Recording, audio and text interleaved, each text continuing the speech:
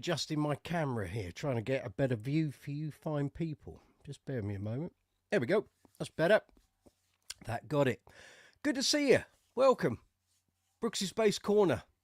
Tuesday evening, all the way from London town here in the UK. This is live chat 90. 90 live chats. Well done, people. I can't do it without you, so thank you. If you're a returning viewer, it's very much appreciated. 90 live chats. Wowzers. I can remember the first one in December 2020. Seems like a very long time ago now, but thank you very much if you're a returning viewer. It is very much appreciated because I can't do the live chats without you. Otherwise, it'd just be me rabbiting on and no interaction with the fine people out in YouTube land. So I hope you're safe and well. Hope your bass playing's going good. If you've had gigs since last week, hope everything went really well. I'm assuming everyone can hear everything okay and can see everything okay. Says to me the sound's all working, says to me the camera's working, so I'm guessing all is good on that front. So until someone tells me it's not working, I'll assume it is. So anyway, good to see you here on Brooksy Space Corner, live chat 90, Tuesday evening. Keith Doherty, good to see you. He says it's all okay. Excellent. That's what we're aiming for. What have I got to tell you? So if you're new here on the channel, never been on the live chat before, this is the video window. Directly below, if you're on the mobile app, is the live chat window. If you're on the desktop app, obviously the regulars know it's that way. On the right hand side of the screen, at the bottom of the live chat window, you'll see a text box that says comment or chat. Put your cursor in there, post your message or your comment or your question, press send, and it'll appear here in the live chat feed. Then I can respond to it. Next to that, you'll see an emoji icon. Feel free to give the emojis a complete battering. If you add loads of emojis to your comment, it signals to the algorithm that you're getting involved, that you're enjoying the video. So the more emojis, the better. Next to that, you can see a rectangle with a dollar symbol in it. That's called Super Chat. So if you enjoy the live chat, enjoy the live chats on a regular basis, or you like what we do here on the channel, you can make a donation, a small financial donation to the channel if you wish to do so. You don't have to. The videos are free to watch, but we're a monetized channel. Every video is monetized here on Brooksy Space Corner. So as I say, if you find something of interest or some advice that you find particularly useful, if you want to help the channel continue, then feel free to hit the super chat button and make a donation to the channel. Directly below the video window, you're going to find a row of icons. There's a thumbs up and thumbs down. Please give the video a thumbs up. It is vitally important. I keep hammering this home every week. It's wonderful that people watch the videos. It's wonderful that people get involved. Absolutely superb. And without you guys, I can't do it. However, if you're enjoying the video, enjoying the channel, please give the video, not only this live chat, but all the videos on the channel that you watch, please give them a thumbs up. It makes a huge difference. I can't tell you how much. The algorithm here on YouTube changes literally by the month. So what worked 4 or 5 years ago is now completely different. So the algorithm takes various signals from viewers of videos, their interaction with videos, whether they give thumbs up, thumbs downs, comments, whether they share the video out to social media. The more thumbs up, the more comments, and the more shares the videos get here on Brooksy Space Corner, the better the videos will do. It improves the performance of the channel, and then that relates into affiliate links and affiliate codes and discounts that I can then pass on to you fine people out there in YouTube land. So the more you interact with the videos, give the algorithm positive signs that you're enjoying the content here on the channel. That then affects the affiliate people and the various retailers that I work with, and it all improves everything for everyone. So if you can do that for me, that'd be fabulous. So thumbs up is very important. If you're going to give the video a thumbs down, then please leave a comment. Let me know what you're not enjoying or what doesn't work for you, because that's the only way I can make things better. Next to the thumbs up and thumbs down, you've got a share arrow, so you can share this video out to social media, email and websites, wherever you wish to do so. There's a save button. There's the shop button, which is also to do with Brooksy Space Corner merch. So we've got t-shirts, caps, mouse mats, of course. We have hoodies, sweatshirts, leisure wear, glasses, we've got mugs, obviously the ever popular Brooksy's Base Corner mug. Obviously every home should have one. We've got Christmas coming up, and we've got Black Friday, which we'll talk more about shortly.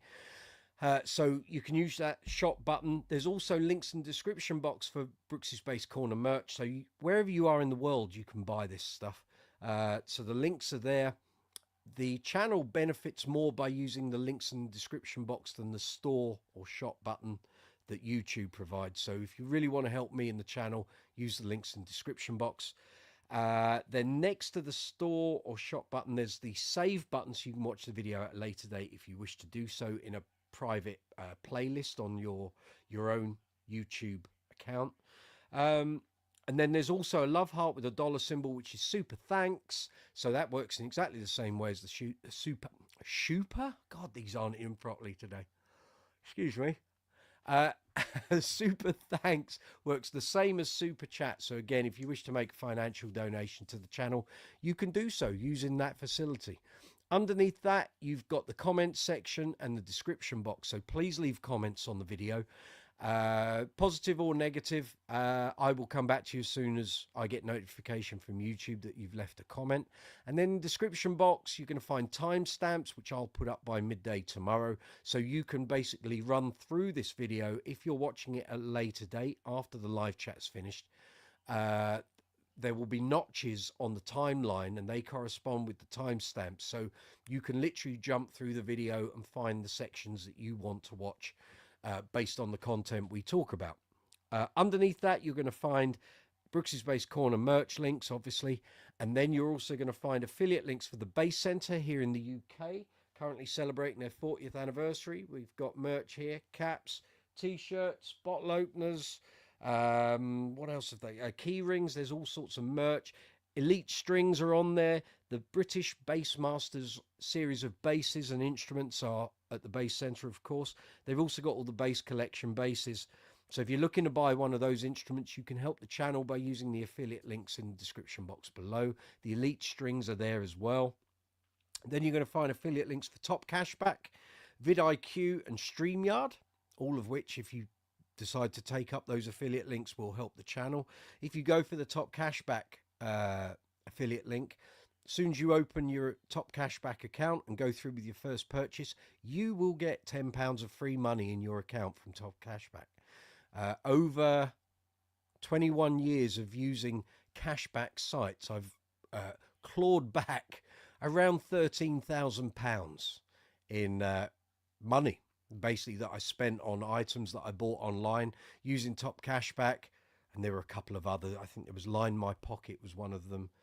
And there used to be a site called Greasy Palm. Anyway, between the three of them, I've clawed back about £13,000 of money that I've spent online, which is no mean feat. But if you want to get involved in that, if you've got any questions about it, feel free to ask me here on the live chat, or you can send me a message via social media, or leave a comment on any of the videos.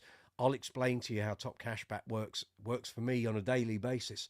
Whether I'm doing the food shopping, insurance, breakdown cover, phone tariffs, currently doing my own car insurance and house insurance, all of that goes through Top Cashback, brings the prices down effectively, and you get money back into your pocket. You can't lose. So then after those affiliate links in the description box, you're going to find bass-related affiliate links for Amazon.com, Gear for Music, Andertons, and Thomann. So if you're looking to buy a new bass, amp, combo, effect pedal, strings, accessories, gig bags, cables, picks, cleaning materials, maintenance stuff for your bass, you can help the channel by using those affiliate links in the description box. And obviously, again, with Black Friday coming up, if you've got your eye on something or a bass-related purchase and you want to help the channel, use those affiliate links. If there's something you want to buy on Amazon or Thomann, and I haven't got it in the Brooksy's Base Corner storefront on either of those retailers, tell me, send me a message, send it to me via social media, or you can send it to me via email. There's a ticker at the bottom of the page, brooksysbasecorner@gmail.com. If the item you want to buy is not in my store, tell me, I can add it. Keith Doherty, you know about this. You asked me about strings the other week. There was a set on Amazon that you wanted to buy. I didn't have them in my store. Keith said, can you add this link to your store? I said, yeah. Added it. He went through the purchase. He got his strings cheap, and Brooksy's Space Corner got a very small affiliate commission. So thank you very much, Keith. Much appreciated. So that's how that works. Then underneath the affiliate links, you're going to find social media links. You'll find Brooksy's Space Corner on Facebook, Instagram, Twitter X, Be Real, Discord, Reddit, Quora, and TikTok. And Blue Sky coming very shortly. Probably do that tomorrow, actually.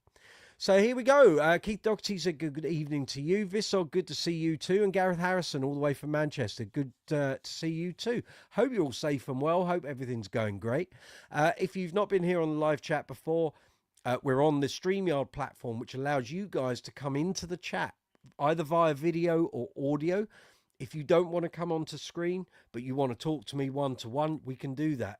All that happens is when I send you the email with an invite, you click on the invite, brings you through to the live chat, and you essentially tell the settings on the chat at your end that you don't want your camera, you don't want the visual side of your camera on, but the audio you do want on. That's how Dawson from Canada comes on the live chats most frequently. Stop using the visual side of his camera, just uses the microphone, and we have a one-to-one chat. That's how it works, if you're shy. Otherwise, you could be like Gareth Harrison, you could be like Stacy from North Carolina, or Steffi from Germany, or Kevin Allen, who's been on here via video, Patrick Sweeney, of course, Joe Goose, the lovely Joe Goose. So if you want to have a chat with me about bass stuff on camera, live, email me, brooksySpaceCorner@gmail.com. I'll send you an invite by email. You click on the invite link and you come through. Simple as that. It's not difficult at all. I just need to check that the stream health is all good. So just bear with me a second.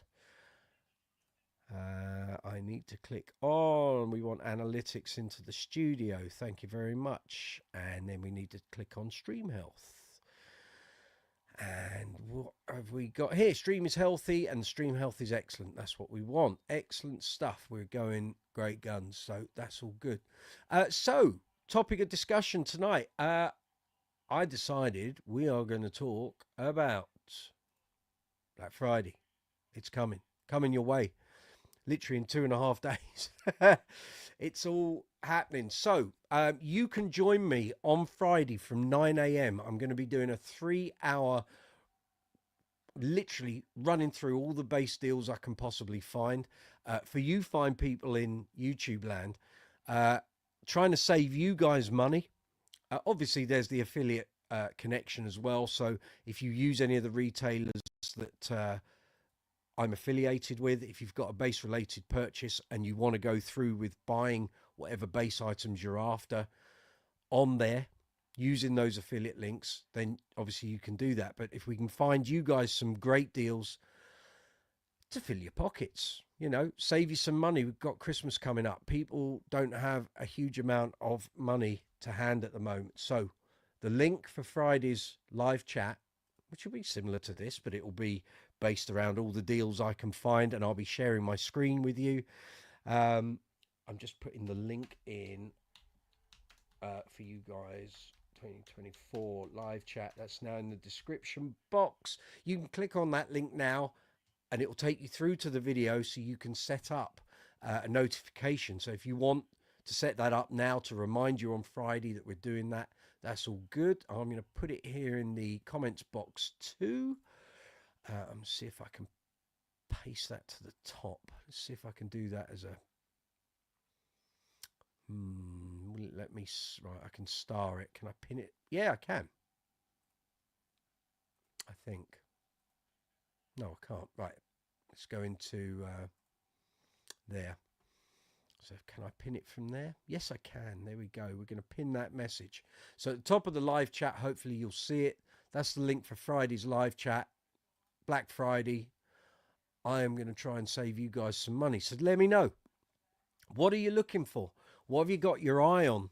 Anyone who's following Brooksy Space Corner, if you follow the community tab and the posts that I put up reasonably regularly, you'll know that there have been a load of string deals at Amazon. Some of those string deals have now passed. Some of them only last a day, sometimes two. I'm trying to stay on top of it day by day. So there are still some deals in there. I think the Billy Sheehan Rotosound set is still about £3 or £4 cheaper than normal. There's loads of the Dario deals going on. There were some elixirs going cheap. Rotosound strings that aren't the Billy Sheehan set. There were some of those. I think there was some DR deals as well. So if you're looking to replenish your string supplies, now is the time to do it. Last year, Amazon were pushing some huge Rotosound deals. Some sets were half price. They were going for $12.95. I stocked up, and I think a lot of you guys did as well, as I remember. Fromagio, good to see you. I think you came onto the live chat last week, just before we finished. I hope you're well. I've tried getting a good bass tone on a guitar rig. Okay. Early reflections are detrimental for a smooth, snappy, clean sound. Depends what the guitar rig is, and also generally just need to bear in mind guitar rigs are tuned for guitar frequencies, not bass. Generally, be a little careful of the speaker drivers, the cones, because a lot of guitar amps, combos, speaker enclosures obviously are tuned and ported for guitar frequencies. They generally don't like a lot of powerful bottom heavy bass frequencies, so take it easy. Yeah, you're not going to get a smooth, snappy, clean sound generally. Think about it. A lot of guitarists want distortion. For a smooth, snappy, clean sound, that's where gear like Trace Elliot in the 80s suddenly sprung up. That was the sound everyone wanted.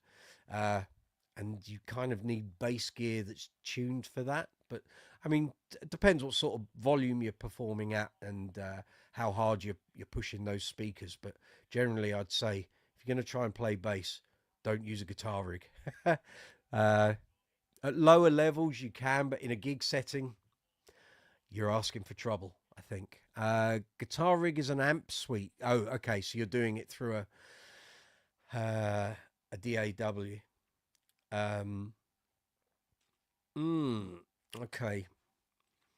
Well, still, any software is going to be, if it's guitar based, it's not going to be sounding that great. You want bass relative, bass designed stuff. That's what you're looking for. Russell Zorner, Black Friday sales this year are crazy. Crazy in what way, Russ? What, as in they're already going, or the reductions? Oh, and I can report. A couple of weeks ago on Bass Chat here in the UK, although it's a worldwide forum, obviously, someone mentioned a company called Strings and Beyond in North Carolina, US. They had huge discounts on strings. And I've been after some of these for a while. I bought some a year ago, but they haven't gone on to the base that they're for.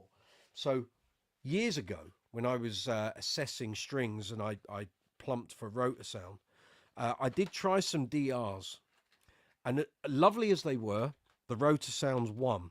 However, in Uncle Funk now, I'm generally using my Warwick Brooksy bass and my GB Rumor, the white one with the sound to light LED controller. And I need to go a little stage further for the full pizzazz effect. So I've decided to go down the old DR Neon strings route. So I bought a set of, what did I buy? I think 4000s last year, which I haven't had time to put on those basses. The Bootsy's got literally a brand new set of Rotosounds on it. But the GB is about to get a string change, and it probably won't be too long before the Warwick needs them too. So anyway, Strings and Beyond had a deal on DR strings, and I ordered them. The prices were great. And I was thinking, I'm going to get a hell of a customs bill when this arrives, but it still works out cheaper than buying these strings here in the UK. So I ordered them up. Less than 10 days later, from North Carolina, the strings appeared. So I've got now 2 sets of Neon 4000s.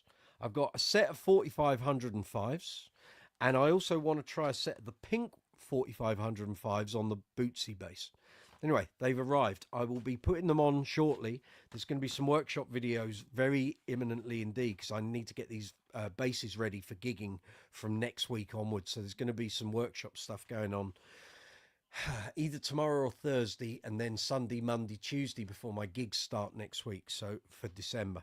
So I will report back on how these perform. But anyway, Strings and Beyond, North Carolina, thank you for a sterling service. Well done, chaps. Happy to give you a shout out because their prices are phenomenal. And by the way, there was no customs tax bill. They got posted. I haven't paid a penny more than I did. Now, let me give you a piece of Brooksy's Base Corner advice. We know we're all about advice here. Jerry Blair, sorry. If you're about, here we go. Piece of advice from Brooksy, okay? So, if you buy stuff from the States and you're using a credit card, normally you're going to get an exchange rate percentage added onto your bill. There's a fee, like this might be 4%, 5%, 6%. If you take out a Chase Bank account, it's free to do, easy to do online. Martin Lewis bangs on about this bank all the time. I opened up an account back in July. Outstanding. Their savings interest rate is very good as well. Anyway, they're an American bank. The debit card, obviously it's not a credit card, but they do credit cards if you want them. But anyway, this debit card, is Martin Lewis's top pick if you're going abroad and you want to pay with the debit card, because they don't charge you any exchange fees. Now, buying stuff in America online would normally result in a 4, 5, 6% exchange fee in order to do the purchase. Again, the Chase Bank debit card, there was no fee. So literally the price I paid for these strings. Oh, and there was no shipping either to the UK. Can you believe it? I literally paid the price. Well, I did pay, not literally, I did. The price that they were displayed for on the website is exactly what I paid. So 3 sets of DR neon strings, less than £70. Less than £70. So if I was buying these on Amazon, this would have cost, these 3 sets would have cost over £105. These cost me, I think it was £69. Hang on, I've got the docket here. Oh, and you get a little bag of plectrums with them as well. Let's have a look. Here we go. Oh, the price isn't on there. I'll tell you, but I'll go into my emails. 2 seconds and I will tell you. So to buy these into the UK cost,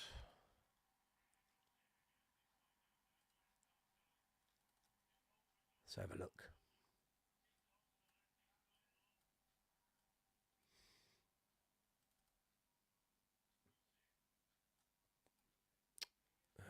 My email window, bear with me a moment.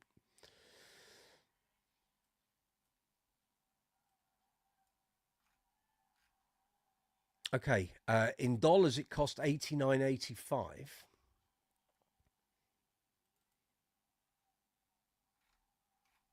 Okay, I need my phone. 2 seconds. $89.85 it cost me.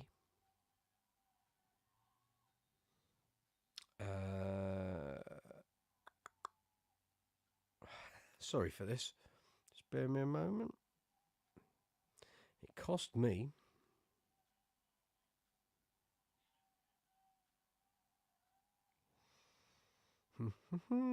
£69.66, which was a bargain. So well done, Strings and Beyond. I look forward to buying from you again. And thank you for a great service. So if you're looking for cheap strings, they've got deals on all the time on loads of different brands. Check them out. So there we go. So Friday, Black Friday, I will be here, live chat from 9 a.m. UK time. And I'll be here on that live chat until midday here in the UK. And the reason it's sort of very a curt cut-off is I've got to get in the car and drive to Lyme Regis down the south coast, because I'm doing a wedding gig with Uncle Funk. We've got to be there for 3 o'clock. So I'm going to be cutting it very fine. Literally got to load my car the night before so that once I finish the live chat and I turn the camera off, I'm in that car and I'm on my way. So it's going to be a little stressful, but the live chat should be great. So I'll be ready here, ready and waiting for you at 9 a.m. UK time. If you're in America, it's going to be 4 o'clock in the morning. If you want to get up and join me for breakfast, then you're very welcome. Otherwise, I'm guessing you're going to be watching it after the event, but hopefully you'll get some of those deals and you'll be able to sort of save yourself some money. But as with all Black Friday stuff, last year, a lot of those Rotor Sound string deals finished before we even got to Black Friday. They'd sold out of the strings. So once I put the deals up, and I'm going to put them in the description box, and I'll have my main screen running so we can kind of switch between the different retailers at any given point. I can show you what I'm talking about. Last year, I wasn't using StreamYard. Now we've got that benefit, so I can show you all the deals that I'm talking about as I'm talking about them. And if the companies add new stuff as we're going through, you'll be able to see it all as I see it. So it's all good. That's cool. Right. Guitar riggers. Right. Gareth Harrison, considering getting a set of flats for your Jack Cassidy. I thought you'd already done that. Okay. That's okay. And you want a clean DI sound with compression. What are we talking about, Gareth? Are you looking for a DI with compression? Oh, you're talking about what I was talking about with Formaggio. Okay, no worries. No worries. So yes, Black Friday. Let me think. What am I looking for at the moment? Possibly some cleaning stuff, some maintenance stuff for the workbench. Not really looking for any basses at the moment. That's all good. Kind of think my strings are all fine. Might be looking. Actually, there is something I'm after. So I've just bought, and I'll show it to you on Friday. I've just bought a gimbal for my mobile phone when I'm recording videos out and about, and also at home. But the same company has kind of got this mobile camera recorder, so you don't have to bring your phone everywhere. This pocket tripod, it's not very big at all, and it seems to be the flavor of the month. It is called, let me just find it for you. This is what I'm looking out for, and the prices certainly on Amazon are up and down all the time. Where am I? Here we go. Wish list. It is the DJI Osmo Pocket 3 Creator Combo vlogging camera. It's quite small. Literally, it's much smaller than having a small handheld tripod in your mobile phone. And it does seem to be something that's making waves in the vlogging arena, certainly here on YouTube. So I've been watching this for about 2 months, 2.5 months. Price goes up and down all the time. But I'm hoping there might be some big dip in the price for Black Friday. If not, then maybe in the sales after Christmas. But it's here in my wish list, so I'm keeping an eye on it. But it's got rave reviews everywhere. It's not perfect, and it's a bit of an investment. It's almost £600, but it's a lot of content creators swear by this thing. So yeah, I'm going to keep an eye on it. Something that I'd probably like to add to the stable. So there we have it. I'm just checking everything's fine with the live chat. Just check. Yeah, that's all good. That's looking good too. So if you've got any questions about bass guitars, bass amps, effects, strings, accessories, cleaning stuff, maybe you're setting up a pedal board, maybe you want to clean your fingerboard and your bass before Christmas, don't know how to do it, a bit trepidation, truss rods and all of that. If I can help, more than happy to do so. It's what I'm here to do. If I don't know the answer to your question, I'll open it up to the floor and the fine people that we have here on Brooksy's Bass Corner live chats. One of us will know how to solve it. We've solved a lot of bass playing problems over the past 4 years. So if this is your first time on Brooksy's Bass Corner, this is live chat 90. We've done 90 of these. If you want to check any of the other live chats out, they're all there. Literally just go onto the Brooksy's Base Corner channel here on YouTube. If you go to the live chat playlist, you'll see them all listed in there. And again, if you go in the description box, you'll see the timestamps. If there's anything there that takes your fancy, you can just call up that video, go to that point in the video, the timestamp. You can click on the time in the description box. It'll take you straight through to that section on that video. And hopefully you'll find something of use. Gareth, is it the DJI Osmo Pocket? Yes, it is. The Pocket 3. And it's the combo. But like I say, the Amazon price seems to go up and down all the time. But I'm just hoping there might be a bit more of a discount on Black Friday, but we'll see. Just going to have a little drink. Cheers, everyone. Hope you're all good.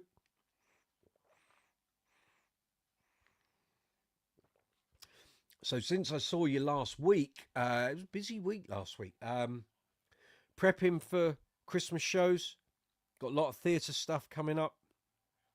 Friday, I had a Queen tribute gig in Bedford at the Addison Centre in Kempston in Bedford. So if you were there, highly unlikely anyone from that show is going to find my live chat. But anyway, if you were there, I hope you enjoyed it. We had a blast. We had a good night, a lot of fun. And then Saturday, I did the request show at Greek Street Live at Loosh Bar with the guys from Via Lupo. And we had a blast. We rattled through a right old load of tunes. Some of them were... I wasn't expecting certain songs to come up, but anyway, we got through them. And the band were great. We had a blast. Shame the weather was dreadful, but there we go. And despite the London Underground's best attempts to completely ruin my journey in, I managed to get there with about 45 minutes to spare, so it was all good in the end. So it was busy. Past couple of days, basically I've got a list of jobs to do every day, because as we approach the start of December going into Christmas, 30 years of bass playing experience has taught me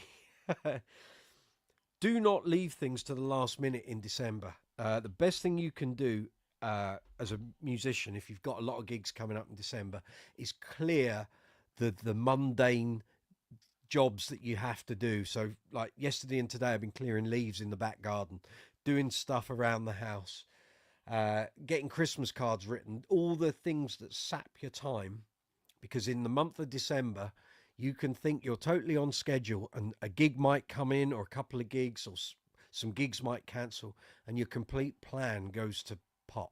So I've learned, get as much stuff out of the way before we even hit 1st of December. So I've been doing a lot of that. And also with this week, I've got, as I've said, after the live chat on Friday, I've got to go down to Lyme Regis for a wedding show with Uncle Funk. And then I'm staying overnight at a hotel, and then off to Wales on Saturday morning for a Queen tribute show on Saturday evening. So I'm away from home for a couple of days. So it's going to be kind of a bit manic next couple of days, and trying to get everything prepared for the Black Friday live chat. I've got to get all the stuff into the Brooksy's Base Corner stores on Amazon and Thomann. I need to go around all the retailers, find all the base deals. And you guys can help me if you're going to turn up on Friday on the live chat. If you see anything and I've missed it, tell me, send me a link, send me a message. You send me an email, of course, and we can try and find deals together. It's all good. Gareth Harrison, do you use surge protectors when gigging in case of dodgy electrics? Yes, I do, all the time.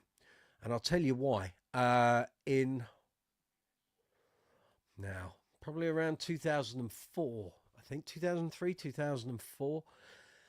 I'm based in West London, of course, and there was a very vibrant Irish pub scene back then in the early 2000s. And I didn't know the guy, but there was a band playing at an Irish pub on a Saturday night. It was 2003, I'm sure. And I think a friend of mine knew the guy, and band playing in a pub, set the PA up, ready to go in the middle of the gig. And the guy was playing guitar and singing. He had one hand over his neck, went to grab the mic stand to move the stand near him, and there was current running through it, and he died. Had a heart attack while he was playing. Dodgy electrics in the pub. From that point on, I've always got 2 power breakers in my gig box. They go on the wall whenever I'm plugging a plug board or an amp or whatever in. Those things are on there religiously. I got into the habit very early, and it's just not worth taking the risk. And the problem is, in the UK, a lot of venues have dodgy electrics and you don't know about it. You might think, oh, it's all right. You know, the plug socket's not hanging off the wall, and Lord knows I've seen plenty of those in my time. But for example, we did a show with Uncle Funk back in March at a very famous hotel brand in Bournemouth. And with Uncle Funk, obviously we've got racks of, we've got our IEM set up and PA all in a rack, and we have a duplicate rack in case it all goes down. Well, it's a good job we did that day, because we set the rack up, got the band set up, turned it on at the wall, and the whole rack fried completely. All the IEM boxes, the controller, the PA, the lot.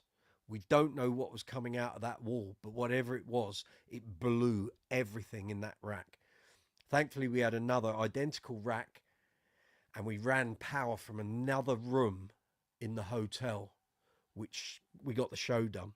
Anyway, 2 weeks ago, we did another Uncle Funk show.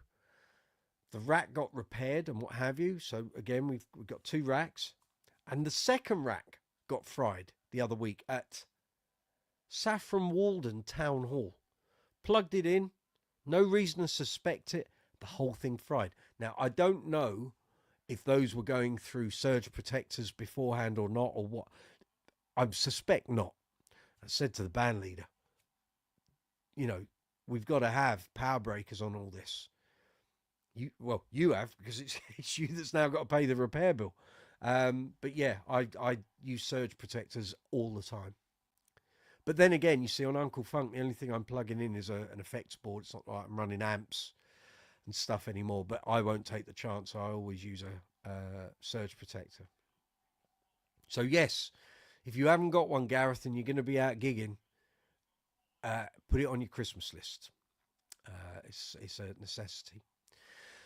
So if you want to join in live here on Brooksy's Bass Corner Live Chat 90, you can come onto the live chat by video or just audio if you wish. Send me an email. There's a ticker running at the bottom of the screen. Email brooksysbasscorner@gmail.com. I'll send you an invite by email. You click on the invite, and then I can bring you live to screen. So if you want to have a chat about bass, or you're looking for some advice, or maybe your gear isn't working or something's broken, maybe you got your first audition as a bass player coming up, maybe you want to build a pedal board, maybe you're looking at some new basses leading up to Christmas and you just want some opinions, fire away. If I can help in any sense, shape, manner or form, I'm more than happy to do so. New gear? We got new gear this week? No, don't think so. Don't think so. The strings arrived. Got some albums on order. No, I think that's it.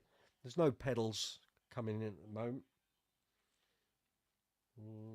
No, just got to do the workshop videos, get that up. So you'll see a load of maintenance stuff, cleaning stuff, the new strings. Quite a few basses here need some workshop attention before we get into December. So going to be busy next couple of days, just a little.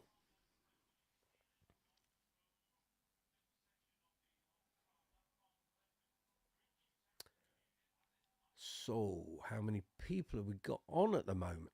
We got 8 at the moment, apparently. Good to see you, gang.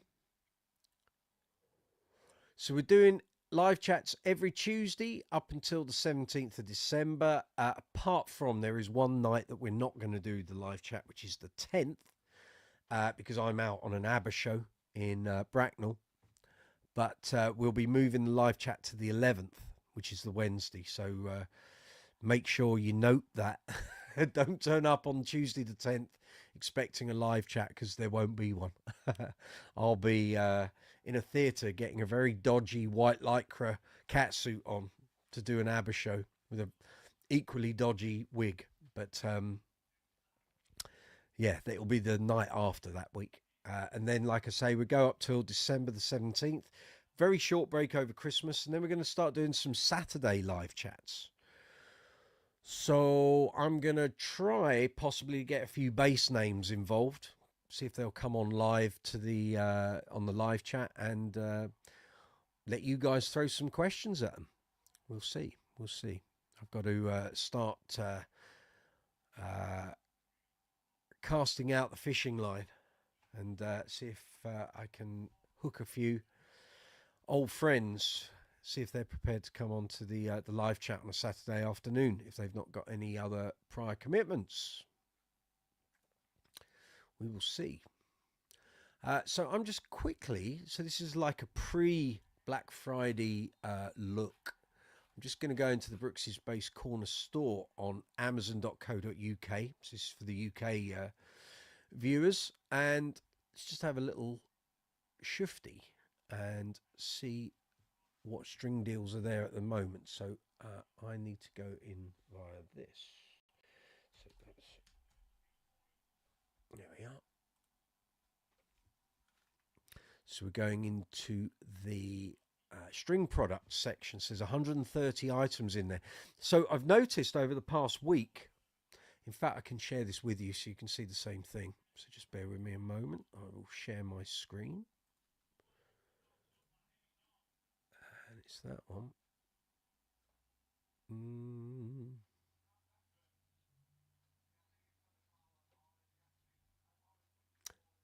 Now, does it want... no, okay, right, hold on. It needs it as a separate window. Just bear with me a moment. Let's just do that again, and that needs to go out as a window. Move to a new window. Thank you very much.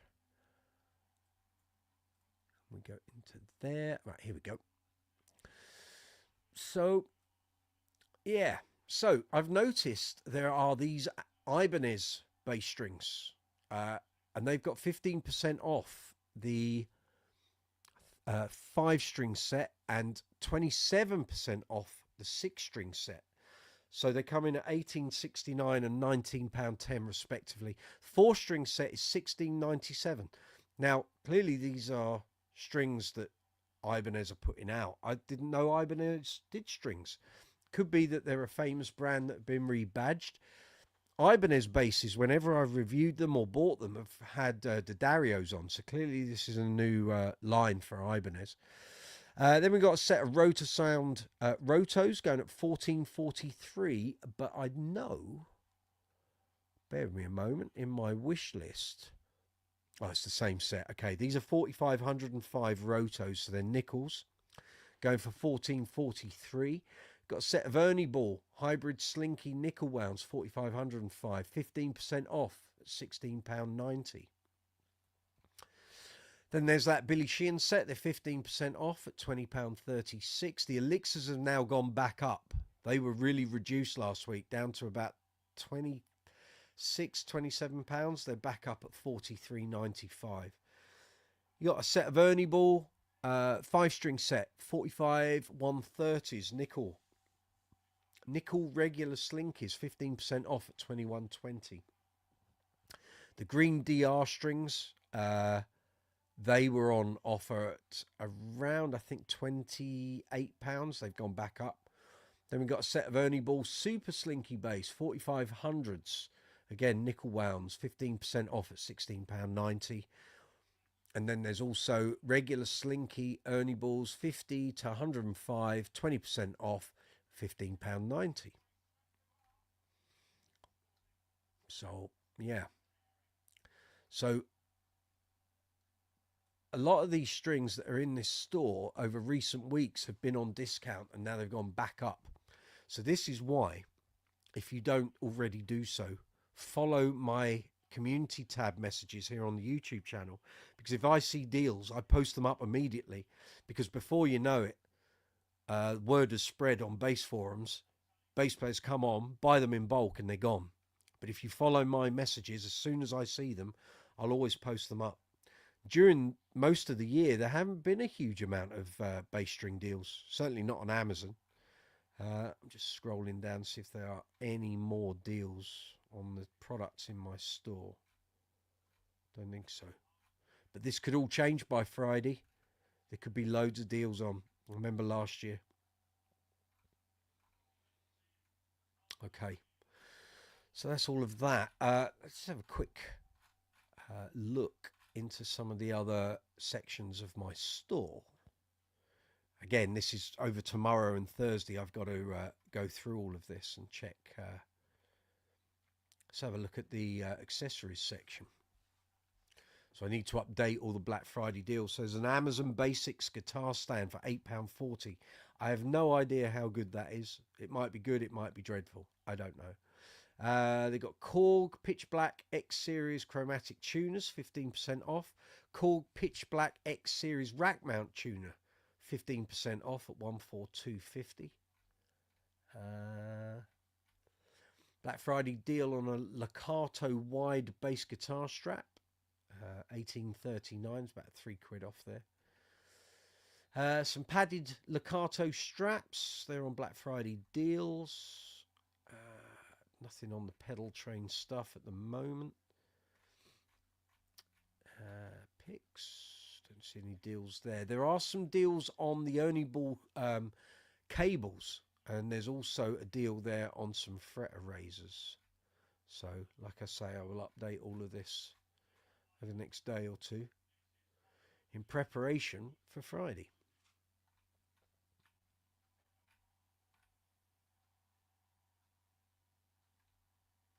IEMs, the Linsol KZ ZS10s. If you're looking for some IEMs, 32% off at the moment, $35.99. I've never seen them so cheap. I usually buy them, they're between £45 and £48. 36 quid. Wowzers. So if you're looking for some IEMs, and at that price, if you lose them or break them, it doesn't matter, just buy another set. In fact, if you're going down the IEM route and you haven't bought your actual IEMs yet, buy 2 or 3 sets of those, and I guarantee you they will last 10 years or more. I've been using that exact model since 2019. I've got 3 sets. I'm still on the first set. Then there's another company called Kinboofy making the same things. They're 38.24. Go with the Linsol ones. I've been very happy with them. They got 5 drivers in them. Regular price $52.99. These are at $35.99. You won't get them cheaper. I've never seen them cheaper than that. It's a bargain. That's a bargain in my book. Let's have a look at the effects section. So I haven't touched this section of my shop for quite a while. So a lot of these pedals are probably going to say unavailable, or the seller has changed. But again, I will update all of this in time for Friday. The Sonic Cake pedals, the cheap pedals, they were all on Black Friday deals. I might actually snag a couple of those and do some video content with them. Yeah, actually, has anyone out there had any experience of these Sonic Cake pedals? I'm just having a look. Think 1, 2,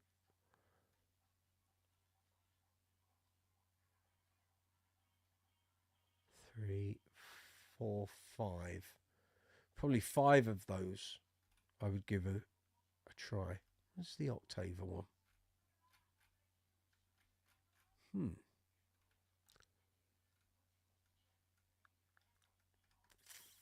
Okay. Yeah, there aren't a lot of name brand effect pedals on Amazon for bass, really. I was having a look about a week ago and I was like, oh, okay. There's not a lot going on there, but I will check. I will check it. Have a quick look at the amp section. Again, I haven't been into this for a while. because generally Amazon isn't always the cheapest, but with Black Friday, they're kind of giving you a heads up in advance what's going to be on discount. Doesn't look like anything there, but I need to go in and search the whole section within Amazon. So yeah, that gives you a sort of brief heads up on what might be there. Gareth Harrison just sent you a link via email for Strings Direct. Very good. Oh, the Legacy Nickels, which are rebadged rotor sounds. Thanks, Gareth. I will add that to Friday's live chat. 11.99. Wow, bargainous. Big time. Well done. Okay, I will add that to Friday's chat. Thank you for that. Great. I haven't had a look at Andertons yet, but I can do that.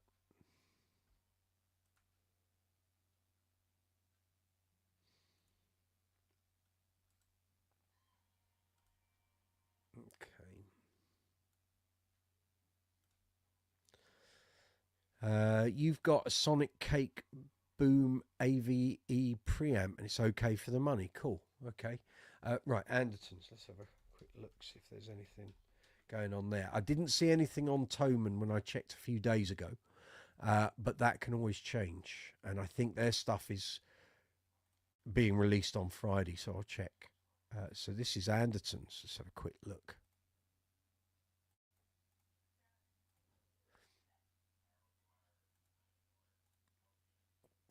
There we go. So let's see what we've got here.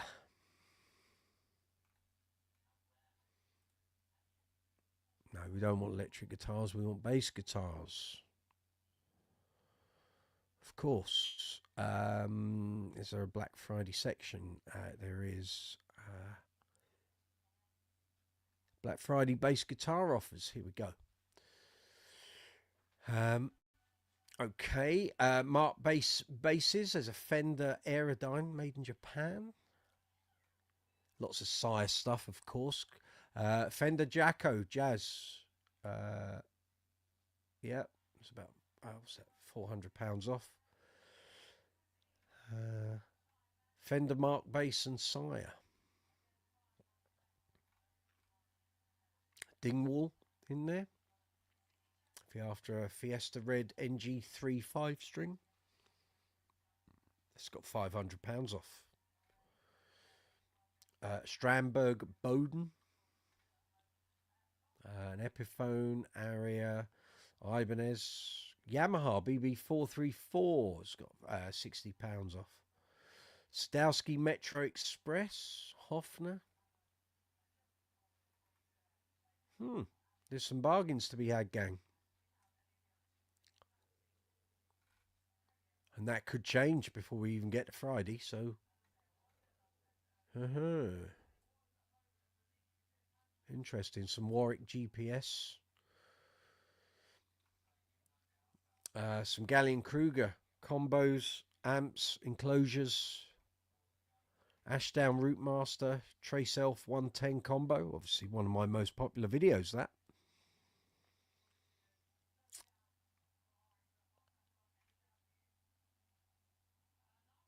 Very good.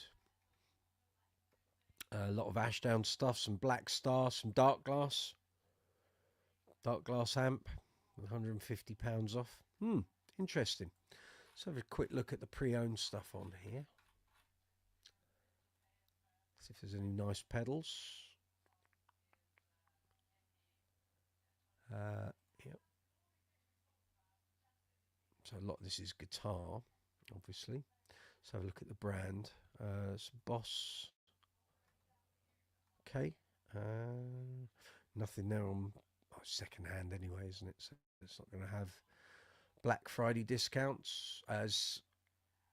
Let's have a look.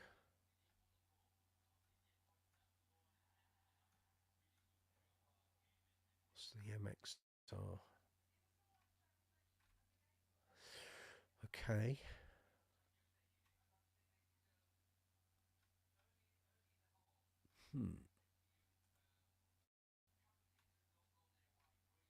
Okay. So yeah, we'll be going through a load of retailers. There'll be GAC, Guitar, PMT here in the UK. I'll try and feature some American stuff as well. Toman, we can go and have a look on there now.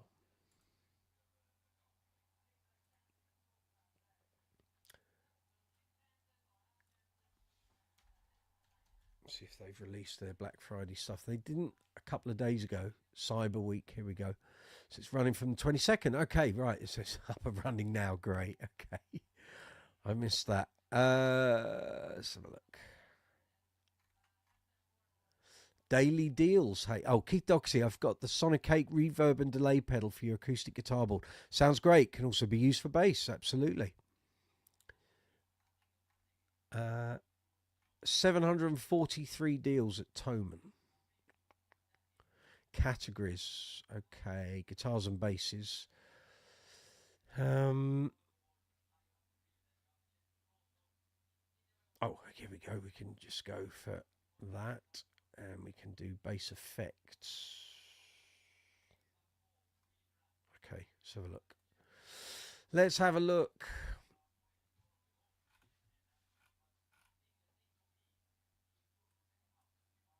Let's have a look.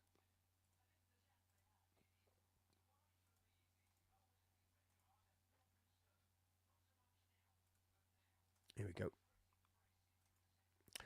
So, I'm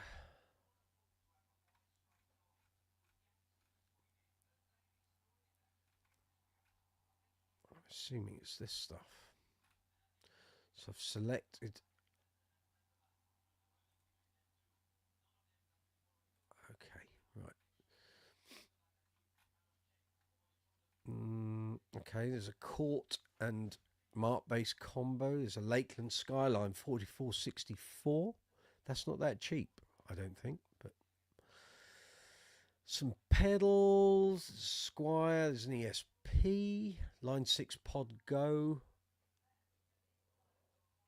Spectre 70th anniversary NS Dimension MS4 Walnut.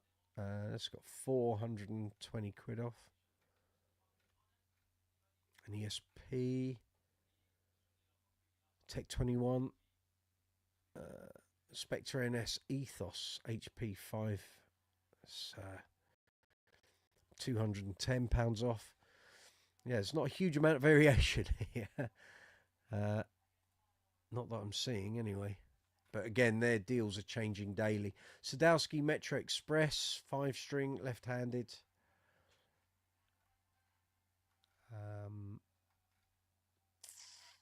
Okay, some pedal board stuff. Pedal Train Novo, 9 quid off. Yeah, these aren't deals that are going to blow your socks away, I think. Sadowski Metro Line 21, hybrid, solid black. It's got £324 off.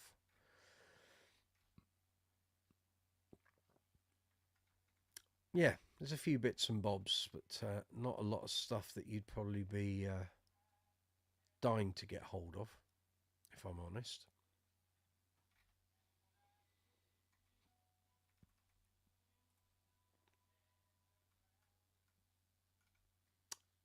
Lakeland 4464, like the one I've got in the rack. Nice blue metallic. This fella. They want £1,264 instead of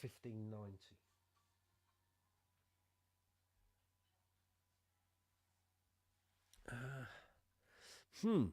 Okay, not a huge amount on there. Nothing that's making me get excited, if I'm honest. But there we go.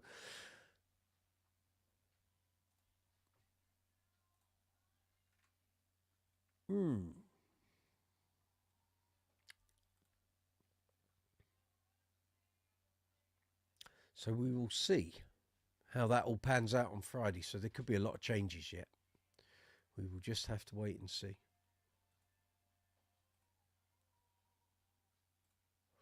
So, Brooksy's Bass Corner, live chat 90.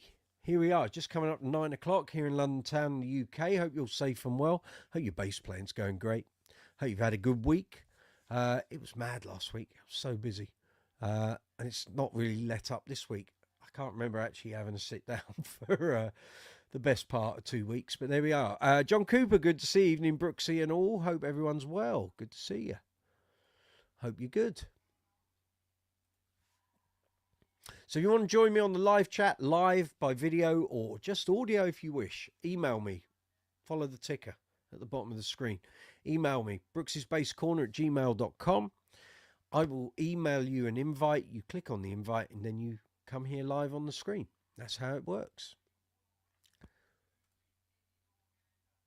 You can come in, join in live. We got Black Friday coming, of course. So if you want to join me on Friday from 9 a.m. here in the UK, I'll be running through all the best base deals I can find online for you fine people. Try and save you some money.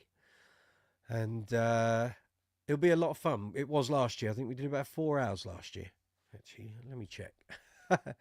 Let me check exactly how long we did last year. That'll give me a measure of how we're doing on the day.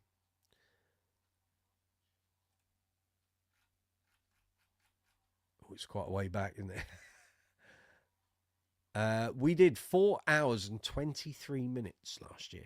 Well, we will only be doing 3 hours this year because I have to be out the door at midday, bang on. Otherwise, I'm going to be late for my gig. So that's the way it's going to be. If you want to join me, 9 o'clock, the link is at the top of the live chat. It's pinned. You can click on that link now. It'll take you through to the video and there's a notification button. If you hit that, YouTube will send you a notification about 15 to 20 minutes before we go live. So if you want to join in on Friday morning, you can. I will be here fully dressed, but I may have food supplies with me. It'll be breakfast time. And as I recall last year, doing that live chat for 4 hours and 23 minutes, I got a little bit peckish. And I'm sure that's going to be the case this week this week and this year as well, because as I say, I've got to be out the door bang on 12 and I won't be getting any lunch, so I may well be eating a few nibbles while we're doing that live chat, but I'll try and make it as fun and entertaining as I can. And like I say, if we can find some great deals for you people, that's the whole point. So as I say, at the top of the live chat window, you'll find a link through to that, so you can set the notification on now if you wish. There's also a link in the description box. I think 2 lines down, I think I've put it. Let me just check tonight's description for this video. Yes, it's just underneath the hashtags at the top. So you'll see a YouTube link and it says Black Friday 2024 live chat. So if you hit that, it'll go through now to the video.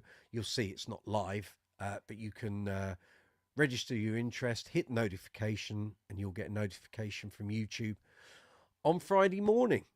So as I say, I'm aware that everyone in the US will probably be in bed at that point. So if you miss it live, don't worry, you can watch it on catch up.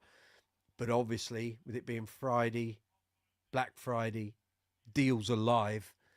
A lot of retailers, once they sell out of a deal, it's gone. So if you're willing to get up at 4 a.m. on the East Coast, or if you are on the West Coast, it's going to be 1 a.m. You might be coming in from a night out. Who knows? Allow me to try and save you a few money on your base purchases. John Cooper, Mike, thanks for your recommendation on the Linsol KZ ZS10s. Pleasure. You bought a pair to replace your BASNs. I don't know what they are. And they're awesome. Great bass response, clarity, and unbelievable price. Super happy. John, just before you came on, Amazon have got them at the moment for $35.99. I'm sure you probably got yours around about 45, maybe. If you need to have a spare pair, if you're using IEMs, you need a spare pair. Go and buy them now because they're cheap. I've never seen them for $35.99. I've been using them for 6 years. I've never seen them that cheap.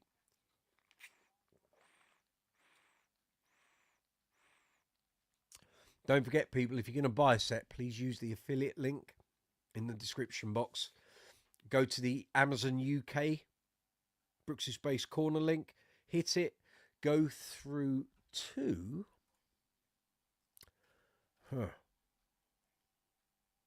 trying to remember what the section is that I've got that in. Might be accessories.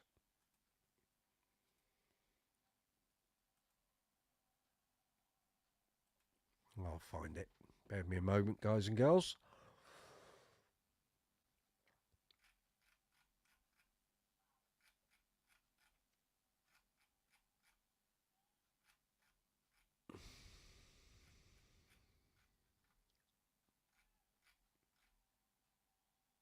It's a long way down. It is accessories. In fact, I'll tell you what, I'll get you a link right now. If you're interested in a pair of these IEMs, they're fabulous. So get the link. Here we go. When that box appears. Thank you. So if you want a set, here's a link. It's for the IEMs. I'll put it in the description box as well. I'll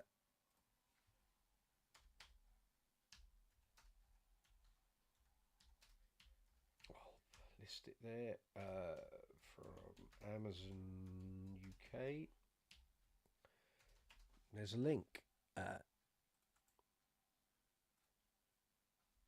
just remembered, don't use the link in the live chat because we won't get a commission on that. In fact, I'm going to remove that.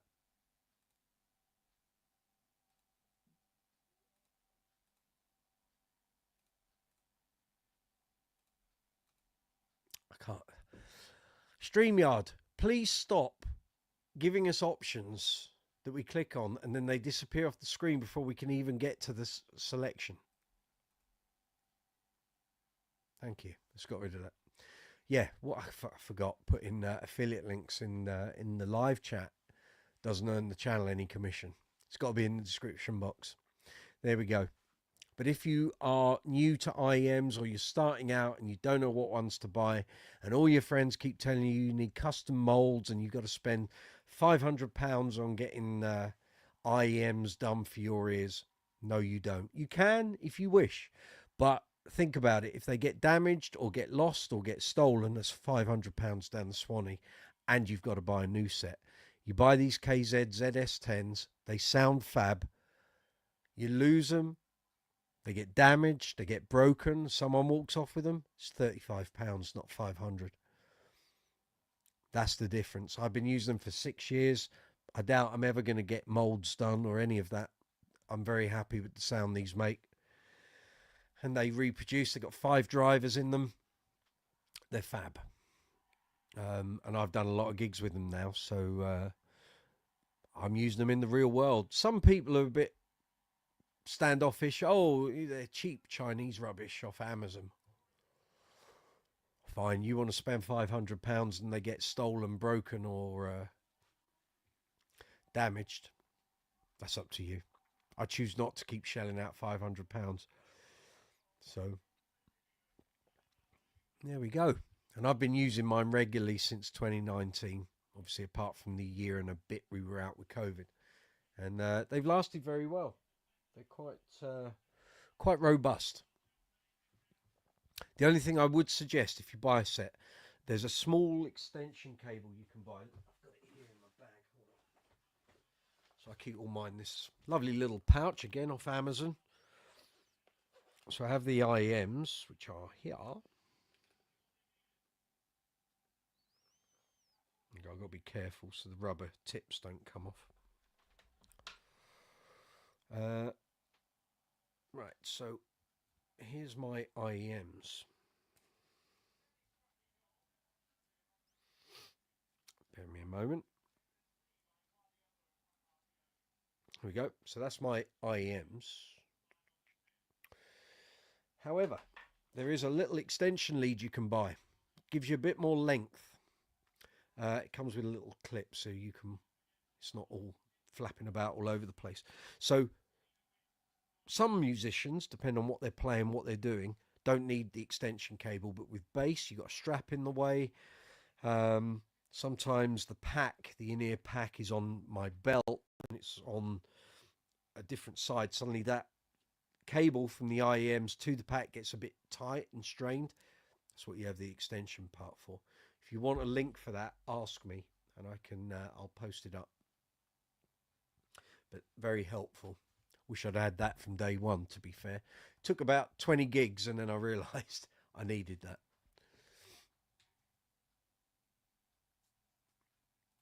But there we go.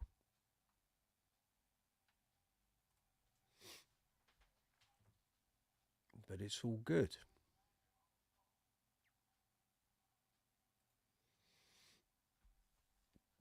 So have you got any questions about basses, bass amps, effects, accessories, strings, gig bags, anything to do with Black Friday sales?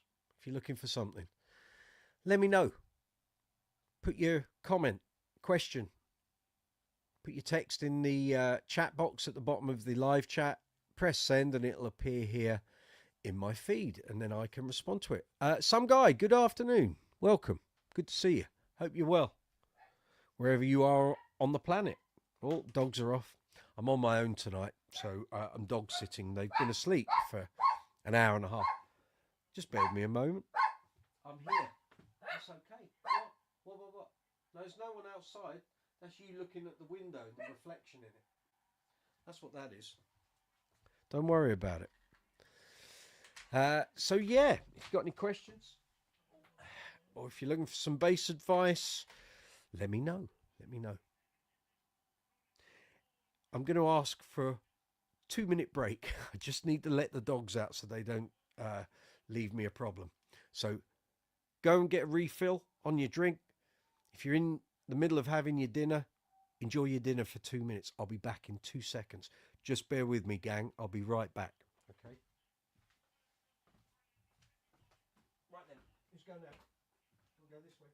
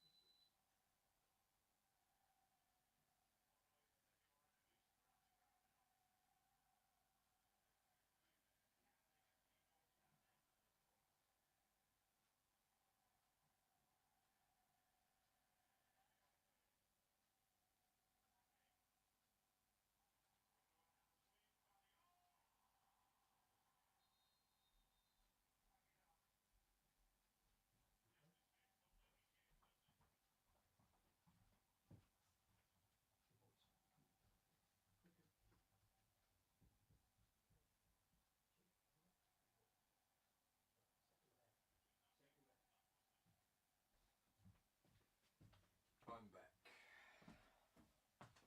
Better to be safe than sorry, I find. Experience has taught me. If they come asking to go out, you let them out. Some guy, good to see you. You're installing new tuners on an Ibanez SG5 string. Okay, D string tuner broke inside itself. Ouch. Okay. What are you replacing it with? Ibanez tuners, or are you using a different brand? What are you using there? What have you opted for? Hip shots, Gotos, Shallas, something else? D string tuner broke inside itself. Ouch. Sure.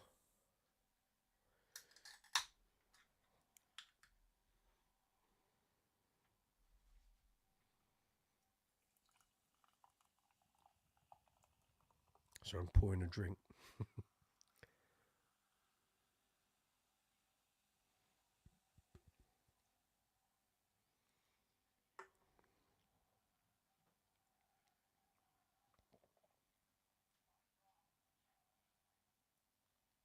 You're at the studio in the middle of a session. Oh my goodness. Right. And is that when your machine head broke? Cache. Okay. Never heard of those, to be honest. I've never Never seen those. Let's have a look.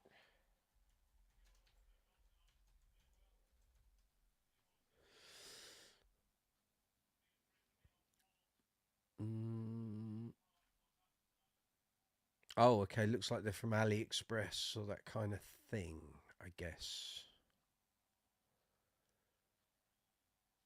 Right, so kind of like a generic tuna. Okay. If it does the job, there you go. Can't say I've ever heard of them, but they're obviously a thing.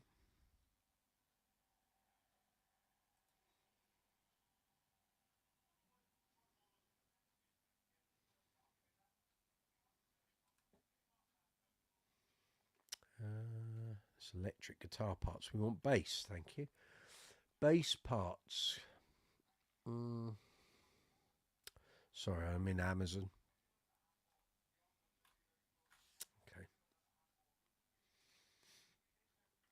The parts number matched for your instrument. There you go. As long as they do the job, hopefully, fingers crossed, you don't have a repeat or any of the others go. Did you just order one or have you ordered a set? Dawson, good to see you.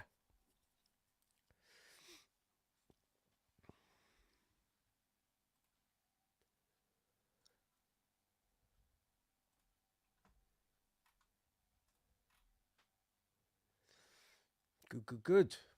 Hope everyone is doing well. So yeah, this week, as I said, Uncle Funk on Friday, wedding show. Staying overnight, off to Wales the next day for a Queen show, tribute show in Wales, and then it kind of goes nuts. Then we're into December.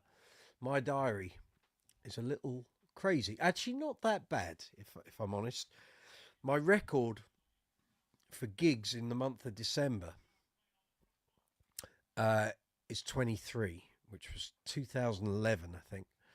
So I was going some that year. This year's a little more sedate. I think I've got 10 at the moment. So I've got Queen Tribute in Henley at a theatre next Wednesday.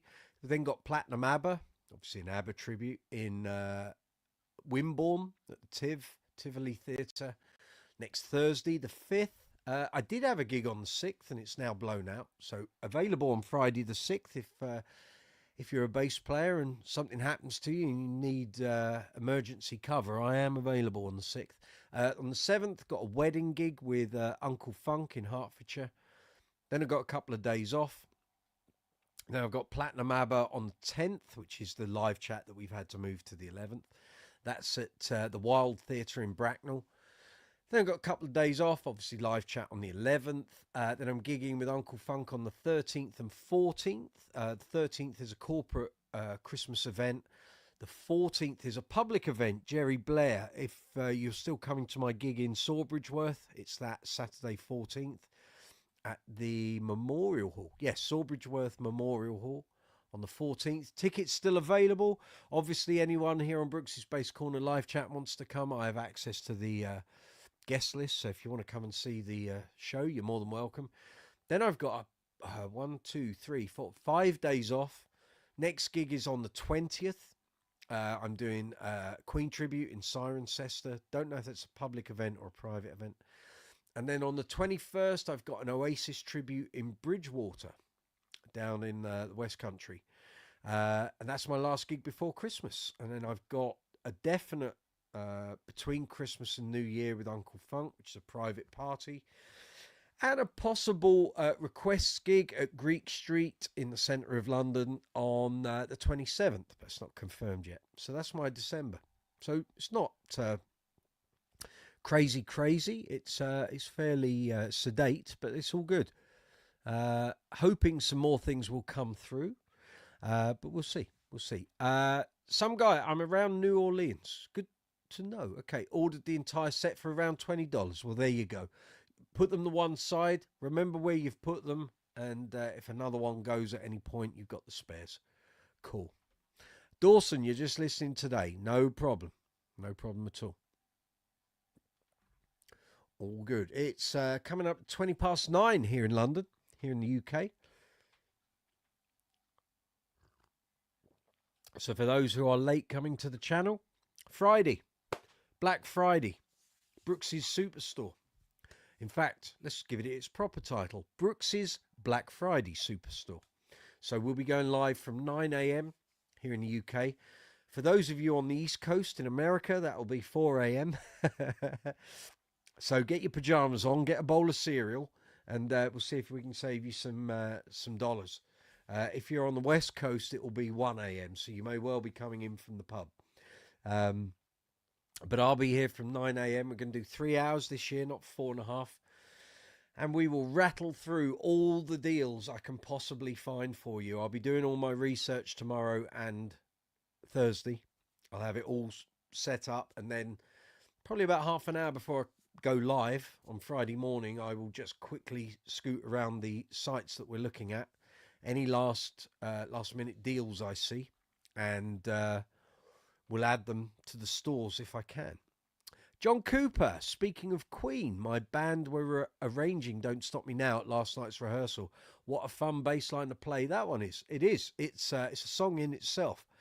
So if you're going to play it properly, you can actually go on YouTube. There's an isolated bass track. There's loads going on in there.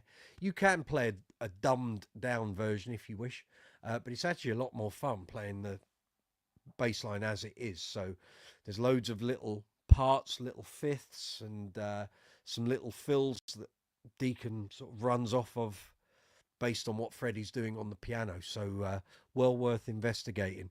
If you get all the little nuances in, it makes it a really fun bass line. And to be fair, once you've learnt it, you never forget it, because a lot of the lines just fall under your fingers anyway. The genius of Deacon, you see. Dawson Walters, for Black Friday, you're looking for the Sabracadabra effects pedal. What's that then? I'm going to have a look.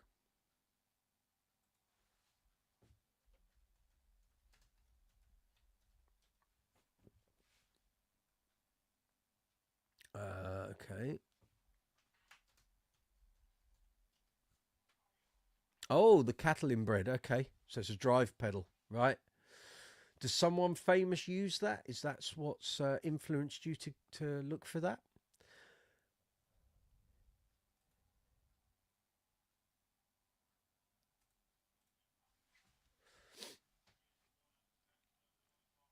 Let me know.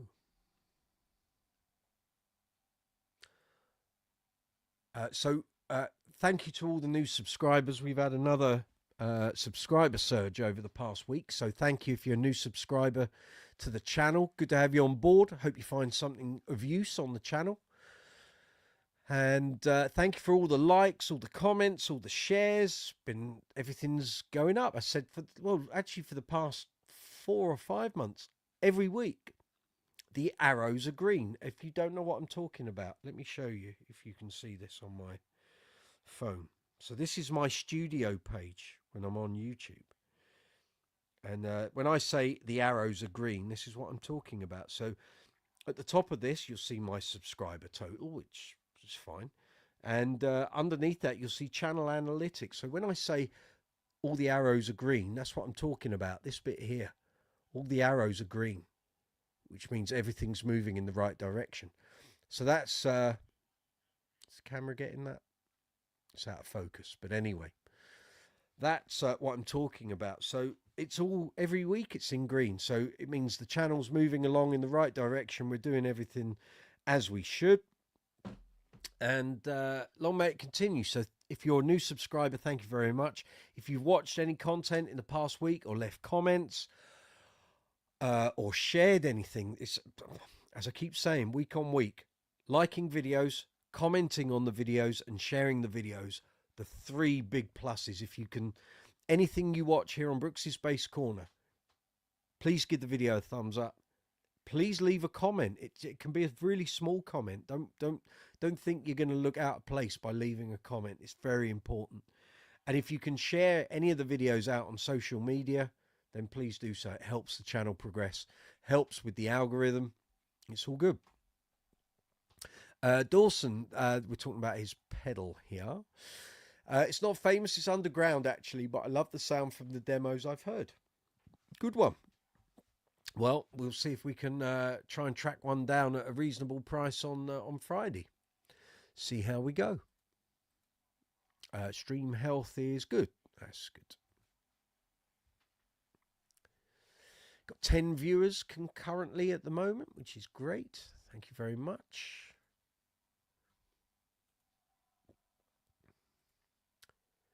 So yeah, let me know tonight. Well, tonight's chat is based around this. We've got Black Friday coming on Friday. What are you looking for?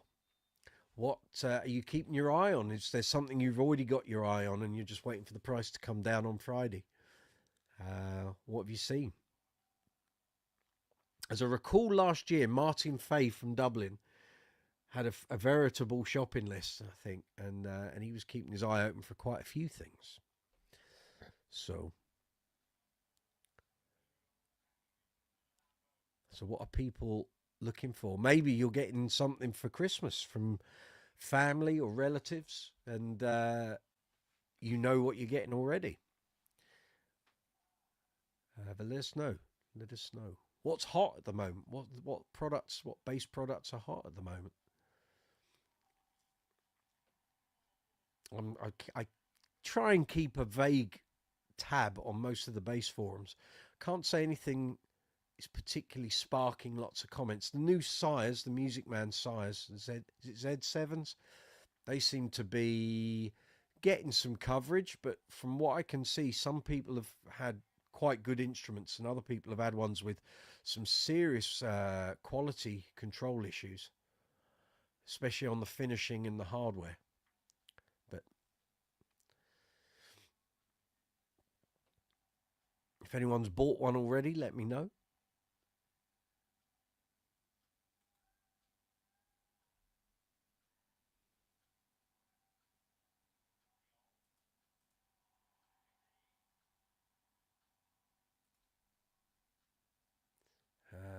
Let's see what else we got here.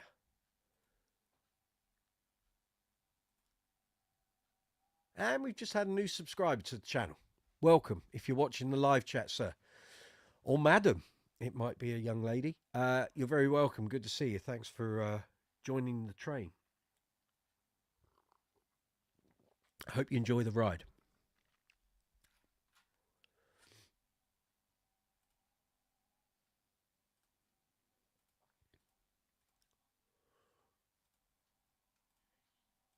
That's all good.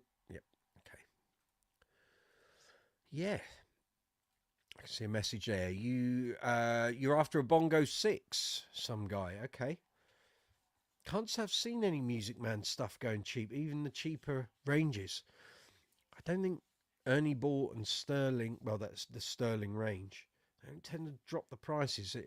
You're going to get that sort of thing probably here in the UK, it would be through things like PMT and Guitar, but as retailers. But in the US, well, I haven't even gone into the US retailers yet. I'll be doing that tomorrow.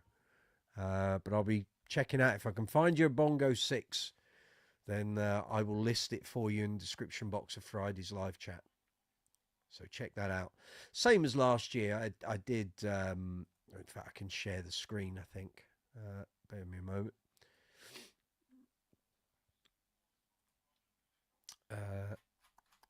Next one. Next page. I'll show you. So this is how it was all laid out last year. Let's see, can I show you this?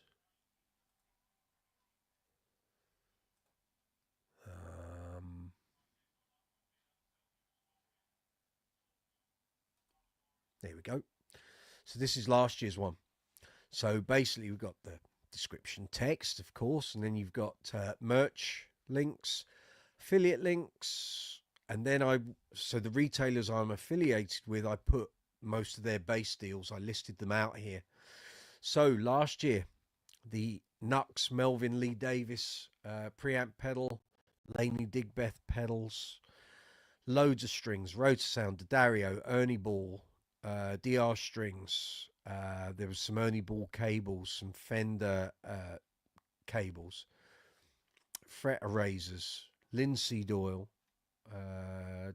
Dario cables, tuners, more strings, some Dunlop Form 65 woodcare kit. Okay, I think that's the lemon oil and the carnauba wax. The Sonic Cake octave pedal. Then we went into Amazon, the US, found as many things I could find there. There were actually a lot of bases there last year. Then we had some Toman deals. Actually, the Toman section last year I ran through on screen because it was quicker for me to do so than sort of copy all the links into the box. But I'll be trying to do as much of that preemptively tomorrow as I can. John Cooper, you bought a Scion Marcus Miller V8 last year as a tentative start in a 5-string play. It's absolutely brilliant. I don't know how they do it for the money. Such a versatile workhorse, but heavy. Okay. Well, that's part of the cost, is that they're using heavier timber. But some people like that, you know, and some people equate the heavier weight with an improvement in tone. Can be. Some guy says thank you. Pleasure. No problems. What I'm here for. Cool. So yeah, that was last year's video. If you want to get an idea of how we did it, it was very ad hoc last year. I'd not done a Black Friday before, and I was very wary that some of the deals on there went really quick. We found the Source Audio Spectrum filter pedal. It's normally about £230 here in the UK. I think the price might have dropped a little since. It might be around 200 now. Anyway, we found it last year at GAC in Brighton for £160, and they sold out really, really quick. But when I found the deal, they were still available. So I'm hoping some people on this channel took heed of that offer and snapped one up, because I'd bought one about 9 months earlier and paid full price. So if you got one for £160, good on you. Well done. Let's have a little preemptive look at Guitar here in the UK, shall we? So a couple of weeks ago, they had some Source Audio pedals going cheap. I can share my screen. Bear me a moment.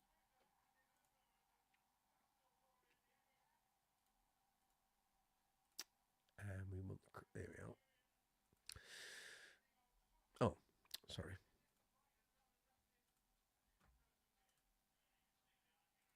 There we go. Right.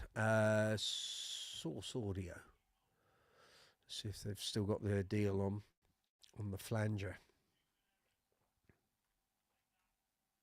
They have. So if you're after a Source Audio Mercury flanger, I can highly recommend this pedal. It's on my pedal board at the moment. I'm getting a lot of mileage out of it.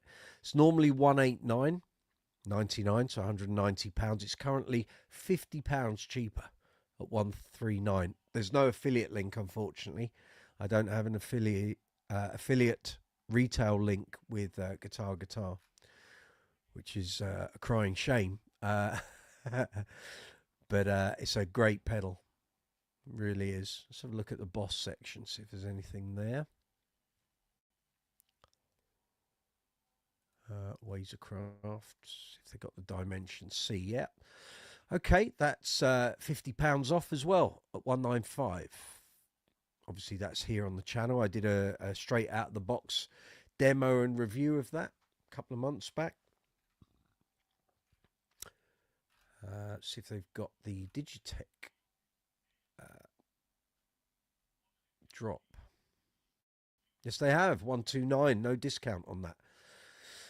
Okay, doesn't look like. Oh, the bass whammy pitch shifter. It's got £10 off. Knock yourselves out, Guitar. Hey, yeah. Now the good thing with the whammy pitch shifter is you can go up as well as down.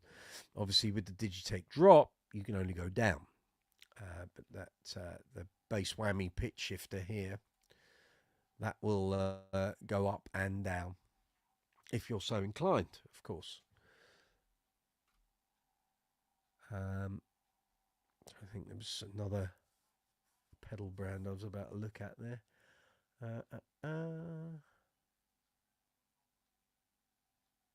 What was I thinking of? Might be MXR. Oh, Aguilar I was going to look at, of course. High prices all round. General Aguilar price. And obviously all the new formatted pedals. And they've got the new Tone Hammer preamp pedal and the AG preamp pedal with its headphone socket and some other features on there.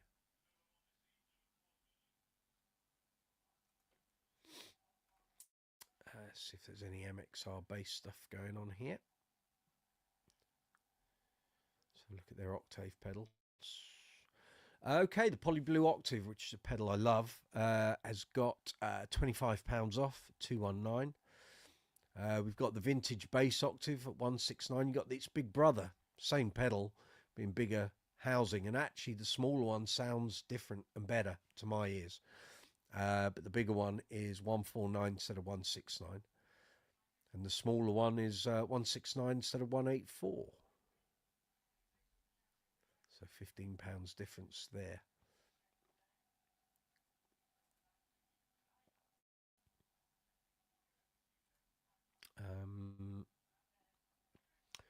Now let's think filters. Octave. Huh.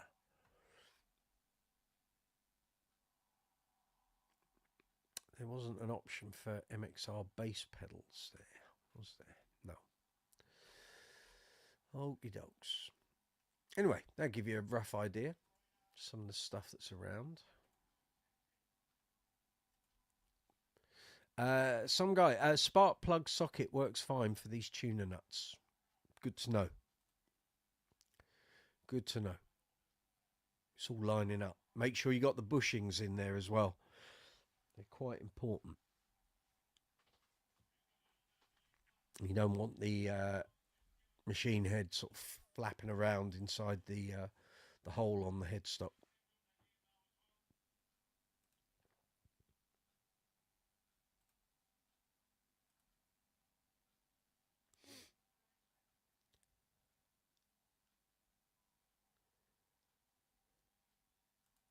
Very good. So if you're out gigging over the next couple of weeks, let me know. Where are you playing? What are you doing? Which bands are you with? We're getting a silly season. It's hurtling towards us.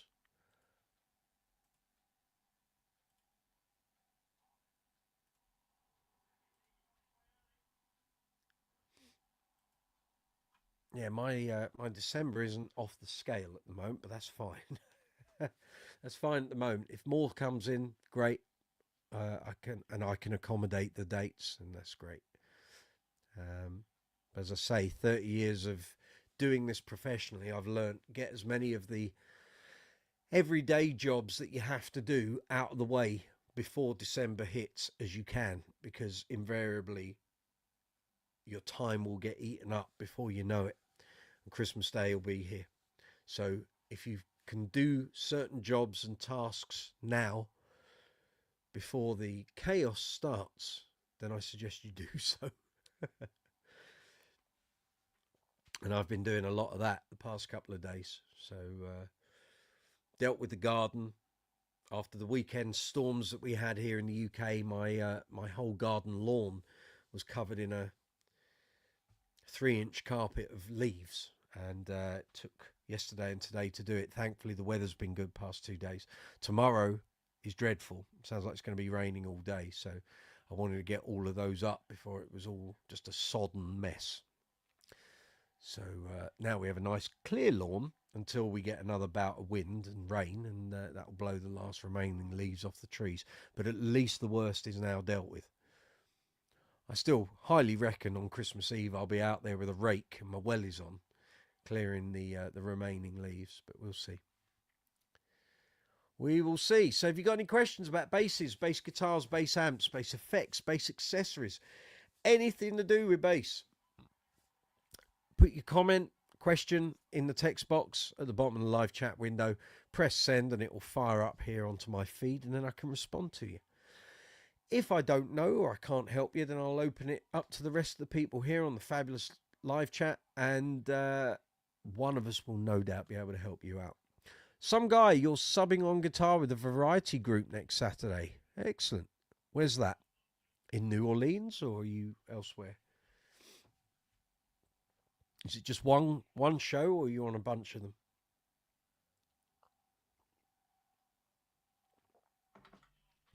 I haven't checked with the merchandise people yet to see if there's any Black Friday deals on Brooksy's Bass Corner merch. I will check it out, report back to you on Friday morning. We did have a 22%, 25%, 22% deal on a couple of weeks ago, but I haven't been posting up those deals because I kind of felt like I'd exhausted a lot of that last year. So this year I've kind of let the merch just do its own thing. So if you want Brooksy's Bass Corner merch, t-shirts, caps, mouse mats, mugs. Every home should have one, frankly. Links in description box below, or you can use the shop button, which is below this video window. Andy, good to see you, all the way from Australia. How you doing? How's your bass playing week been? Hope everything is good.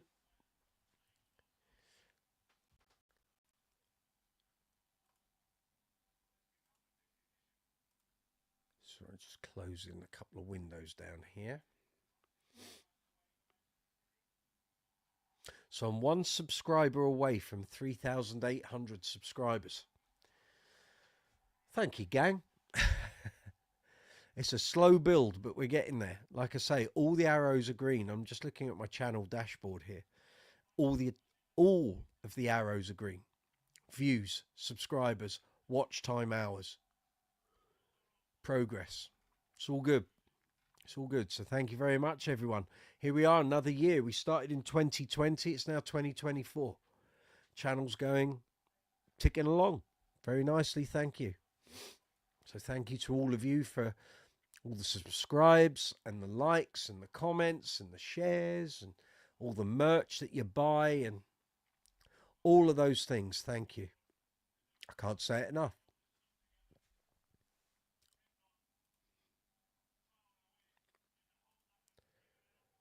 So I'm still getting loads of feedback. If you're wondering why there hasn't been a huge amount of content on the channel, I'm still getting large numbers of views on the Bass Center video that I posted up 2 weeks ago.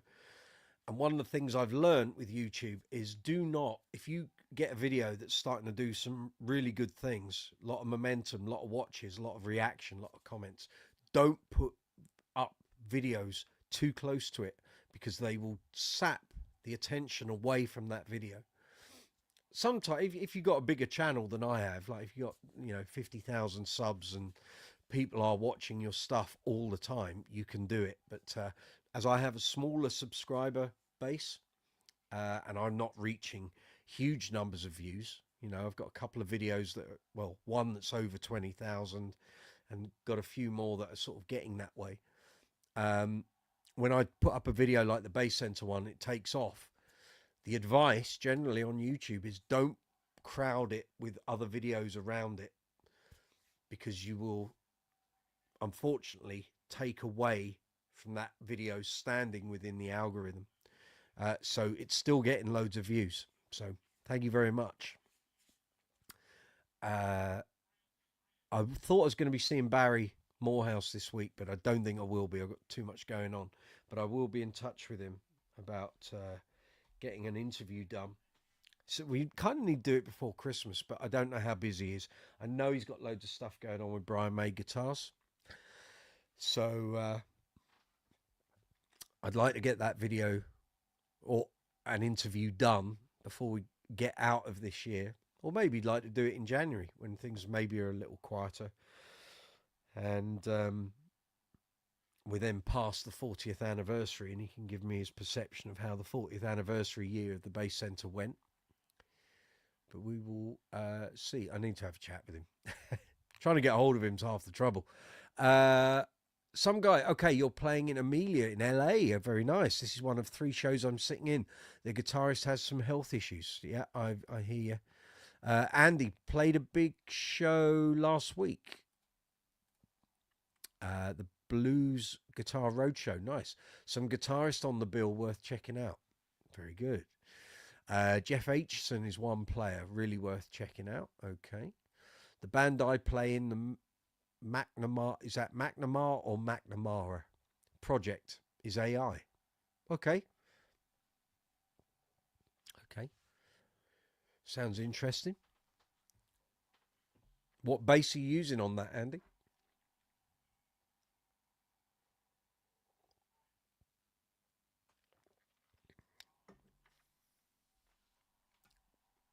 Let me know.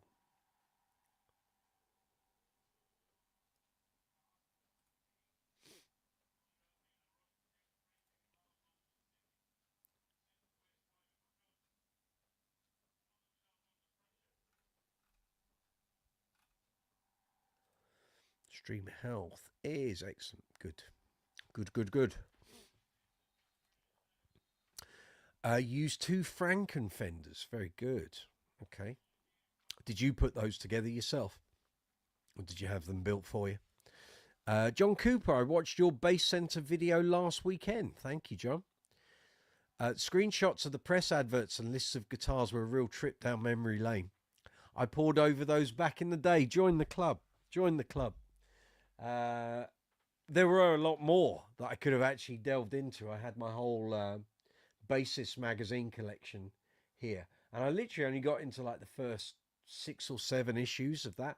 A lot of those adverts actually came out of Guitarist magazine, so those dated back to like the late 80s, and I went through the issues that had the big page or double spread adverts, and then I went in the Bassist magazine. So if I do this second interview with Barry, I'll go into the other ones because there's going to be some great ads in there.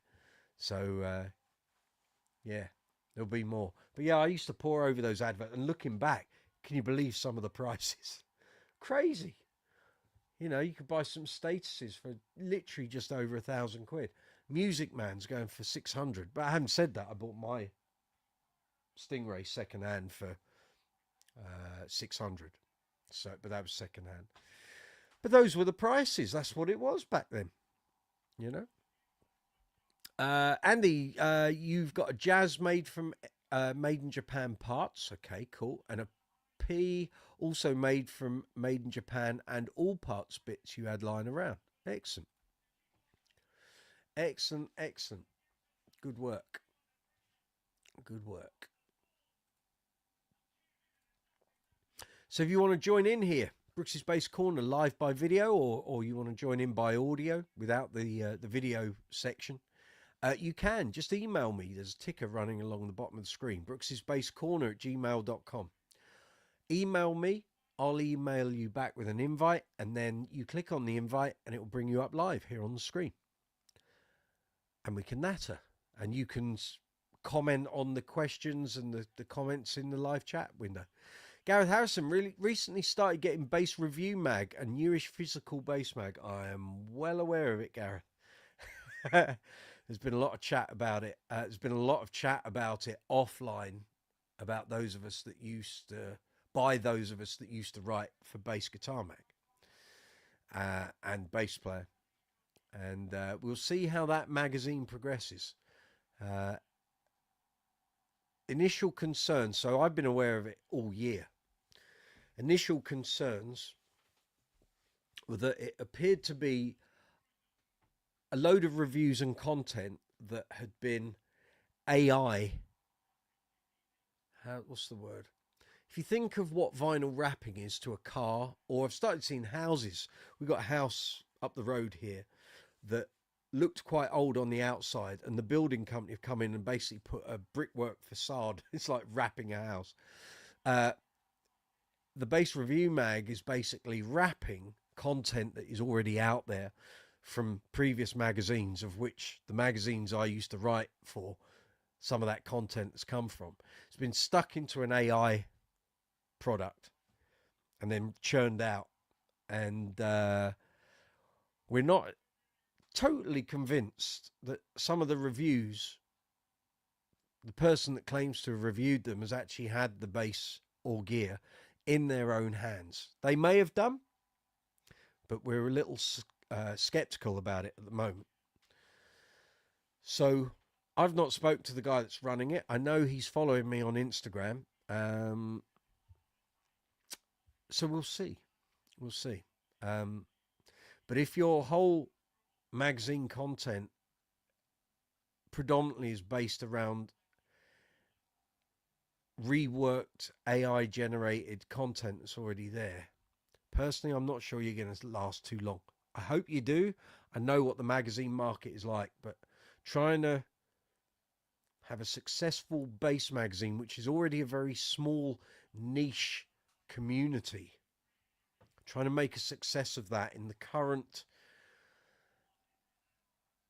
market for publication, personally, I think is very difficult.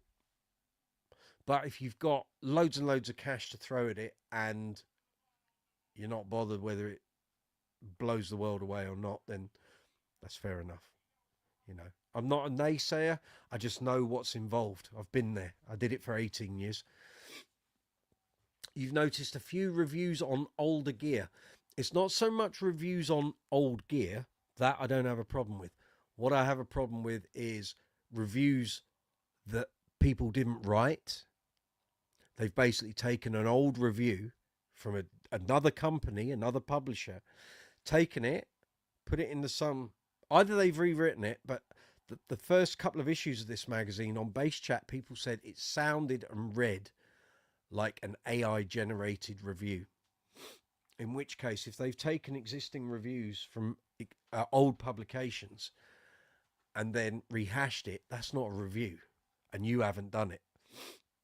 That's a bit like me taking reviews from Base the World, putting my face on the front intro, and then rehashing their review content. Makes no sense, and you shouldn't really try and pass that off as your own. We all borrow, you know, in the way we play, the things we play, you know, our playing styles. We borrow from our heroes. But when you're selling a product that is claiming to be a review-based magazine, but you haven't actually had the gear or done the review, that's a little off. I could be wide of the mark here, but I've heard comments from differing people, some of whom I trust implicitly, some I don't, but they're all coming to similar conclusions, would make me a little concerned.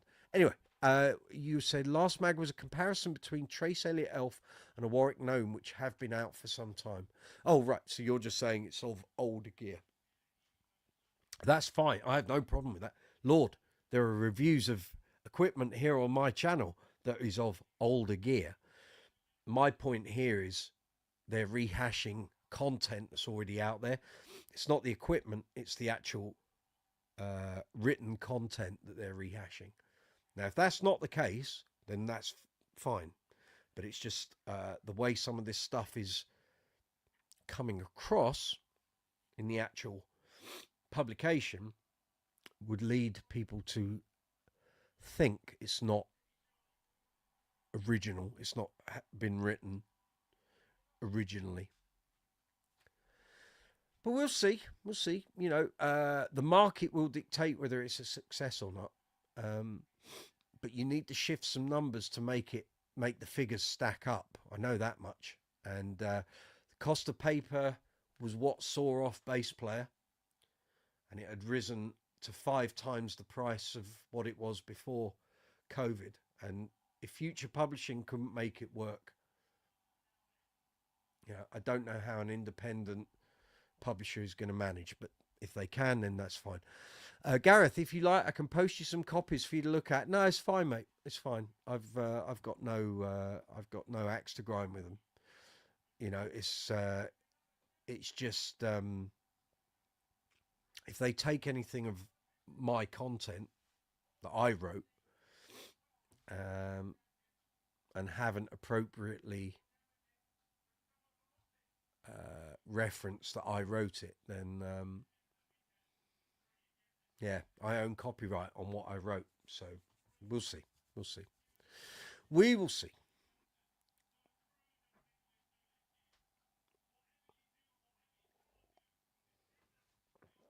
We will see. It's coming up 5 to 10 here in London town. Live chat number 90 here on Brooksy's Space Corner. 90 live chats. Crikes. It's been a long journey.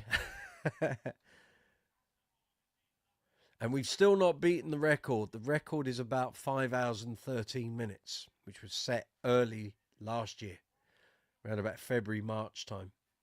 5 hours and 13 minutes. I think it was that. Bear with me a minute. I'll just quickly check, shall I? Apparently, if you follow football, the current score, Manchester City on a 5-game defeat run. Everyone thought they were going to sweep Feyenoord away. Apparently it's 3-3 at the moment. Oh, it's finished, has it? Hold on, let me just check that. That wasn't the expected outcome. Oh dear. Man City were 3-0 up. And they've surrendered a 3-goal lead to draw 3-3. Oh dear, dear, dear. I'm just having a look at the other scores. Atletico Madrid beat Sparta Prague 6-0. Barcelona beat Brest 3-0. Bayer Leverkusen beat RB Salzburg 5-0. Bayern Munich 1-0 up against PSG. Inter Milan 1-0 against RB Leipzig. Manchester City 3-3. Arsenal beat Sporting Lisbon 5-1 away. Ouch. Atalanta beat Young Boys 6-1. And in the Scottish Premiership, Aberdeen drew 3-3 with Hibernian. Well, now. Right, live chat. Yes, the longest live chat we did was... It was a long one. It was live chat 41 on the 28th of March last year, 2023, was 5 hours and 19 minutes. And the week before, live chat 40 on the 21st of March was 5 hours and 16 minutes. So if you got involved in those live chats, I'm sorry if I took up 10 hours of your life. There's a lot of bass content in there, I know that much.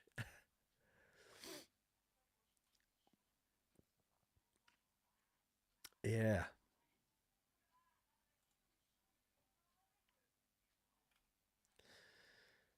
So Friday, Black Friday, it's on the horizon.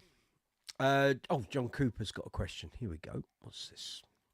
Random question from John Cooper, which came up at band rehearsal last night. Okay.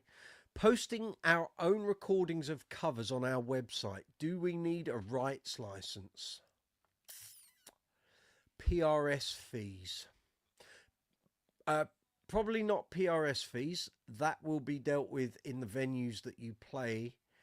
And if they're a live music venue, they should have PRS membership. And occasionally a guy from PRS will come round and fill out forms and stuff on the songs that are being played by bands. Do you need a rights license? It's a hard one, and it's a murky pool. Covers bands have always put cover recordings on websites and social media.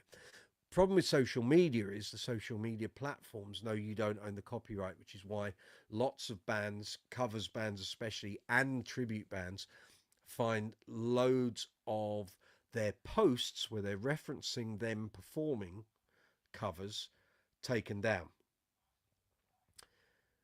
Putting them on your website, it depends whether the record company and the artist and the publisher of the songs you're covering can be bothered to check your website out. So you'll probably be all right on that. But I would be very careful about posting it on your social media, because although it may exist there for a day, 2 days, a week, a month, a year, how many times now do you, if you go on someone or a band or someone's feed on Facebook and you get the content, I can't remember what it says. It's like content has been removed, or the content that someone's referencing is just a black box on a white background with black writing in it. How many people used to post up videos from YouTube of their favorite songs, and now if you scroll historically back through their feed, those videos have gone. So it's whether you want that on your social media. Generally, I'd say put them on your website. Don't reference them on your social media. Whether you'll be able to put videos up of you performing those songs, again, you could put them up and they might stay on your social media for a year, maybe 2 years, or they might get taken down very quickly. Facebook and YouTube periodically go through copyright culling, if you like. And I've seen it on Facebook constantly since about 2010, where the record companies and the publishers will suddenly say to them, you've got to get your house in order. You don't let people post up content with music on there that they don't own. And you'll suddenly find you'll get messages from Facebook saying you've got to take this down, or we're going to delete your channel and your page and all of that. So you just have to be a bit careful. And at the end of the day, you don't own the copyright on that material. I banged on about this on live chats many times, and I will say it again. At some point, that guillotine is going to come down, and channels that rely on, loads of them on YouTube, bass players. I'm covering the Beatles, or I'm covering Queen, or I'm covering any famous song that's published. They don't own the copyright. And at some point, the record companies and the publishers are going to, something is going to happen. No one knows when it's going to happen. And channels that rely on other people's material, copyright that they don't own, they're going to get loads of takedown notices. And at some, I mean, I don't know how YouTube are going to feel about it. On the one hand, they're probably going to lose thousands, potentially millions of channels from content creators who've relied on this. I mean, I could list off loads of bass players, quite busy bass players on the scene, who basically their whole channel is them sitting there waving their hair, dancing about, playing covers. They don't own the copyright. If their whole channel revolves around that and YouTube says you've got to take these videos down, well, it could end up with all their content gone. But the way YouTube works is copyright claims and copyright strikes. You get 3 strikes, you're gone. Your channel's gone. So you could end up having spent 10, 15 years of your life creating a channel of you doing performance videos. And I've never quite got that. Why do I want to sit and watch someone else play it? I play it myself. I don't need to watch someone doing it, aside from the original artist. I do think that's an ego thing of the person that's posting up those videos. Why not come up with some content that offers something meaningful, educational, useful? You sitting there playing it doesn't offer me anything that I can't work it out myself. But they could find all that work and effort that they've put in suddenly comes to a grinding halt. That could be their income, and it's all gone. Again, this is why, I don't do performance-based videos. The only things really of content copyrighted to other people that's on my channel is the Bonnie Tyler videos from when I went on, did a bunch of shows with her. But I knew I was going to get those copyright claims anyway, and we share the revenue that those videos produce. Not this very much. It's a 50-50 split. It's fine. But I don't include content that I don't own as much as I can avoid it. So all the music you hear on the videos is from the YouTube audio library. Occasionally when we've done live chat videos, when I've been out on gigs and stuff, there's been music in the background and I've got copyright claims, so I've had to cut out that segment of the video. or mute the background.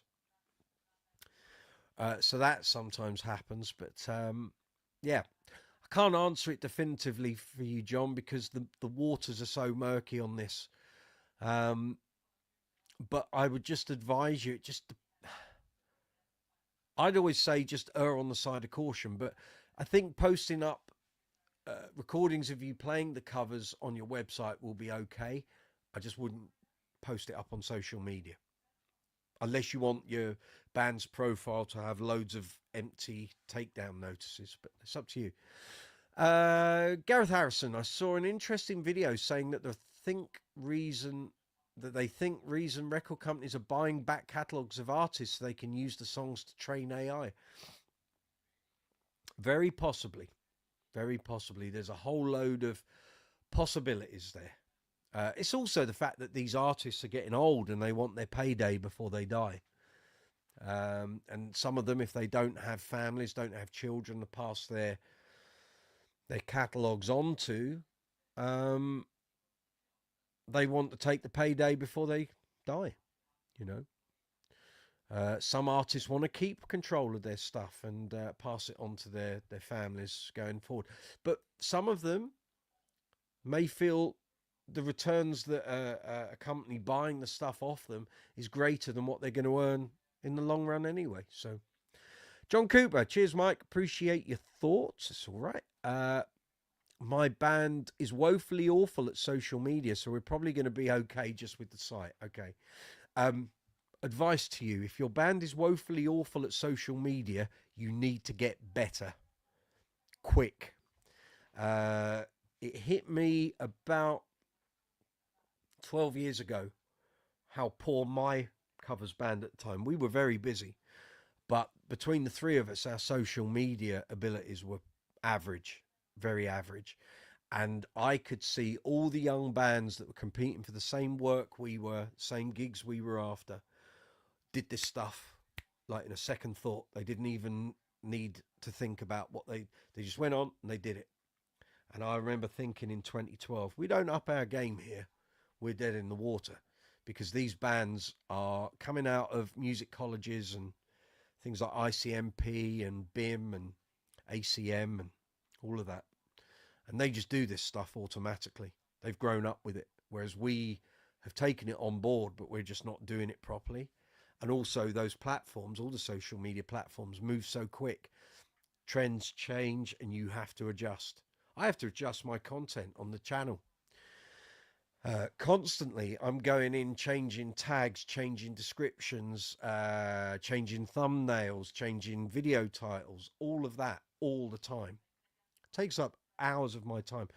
It's just me. I don't have a team around me. So I have to do it myself.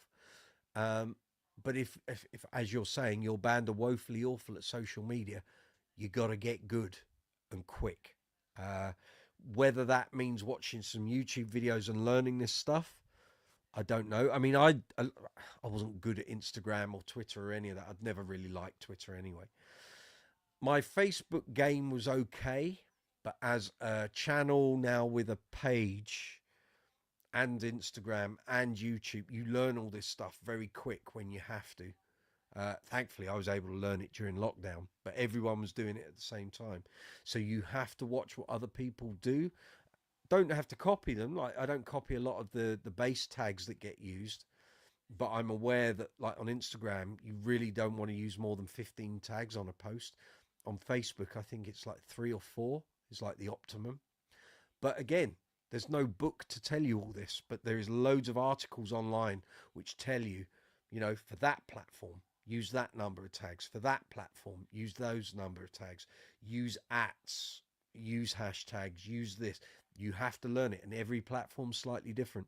But again, all the platforms have algorithms in terms of how they present stuff and who they present it to, but those algorithms change all the time. So when I learned to do all this stuff in 2020, 2021, that's all moved on. The rules I played by in 2020, 21 have gone. It's now a whole new load of rules. So you have to stay on top of this. If no one in your band is doing this stuff at work, someone needs to take the lead. And even if it's a case of saying, right, guys, I've got to spend 5 hours a week doing this stuff, I want some money out of the band kitty, or I want something back for it, because it will eat up your life, but you have to do it. Bands without good social media presence, you ain't going to get the work, because there will be other bands more hungry, busier, getting that work. The busy bands, the busy agencies are on top of this.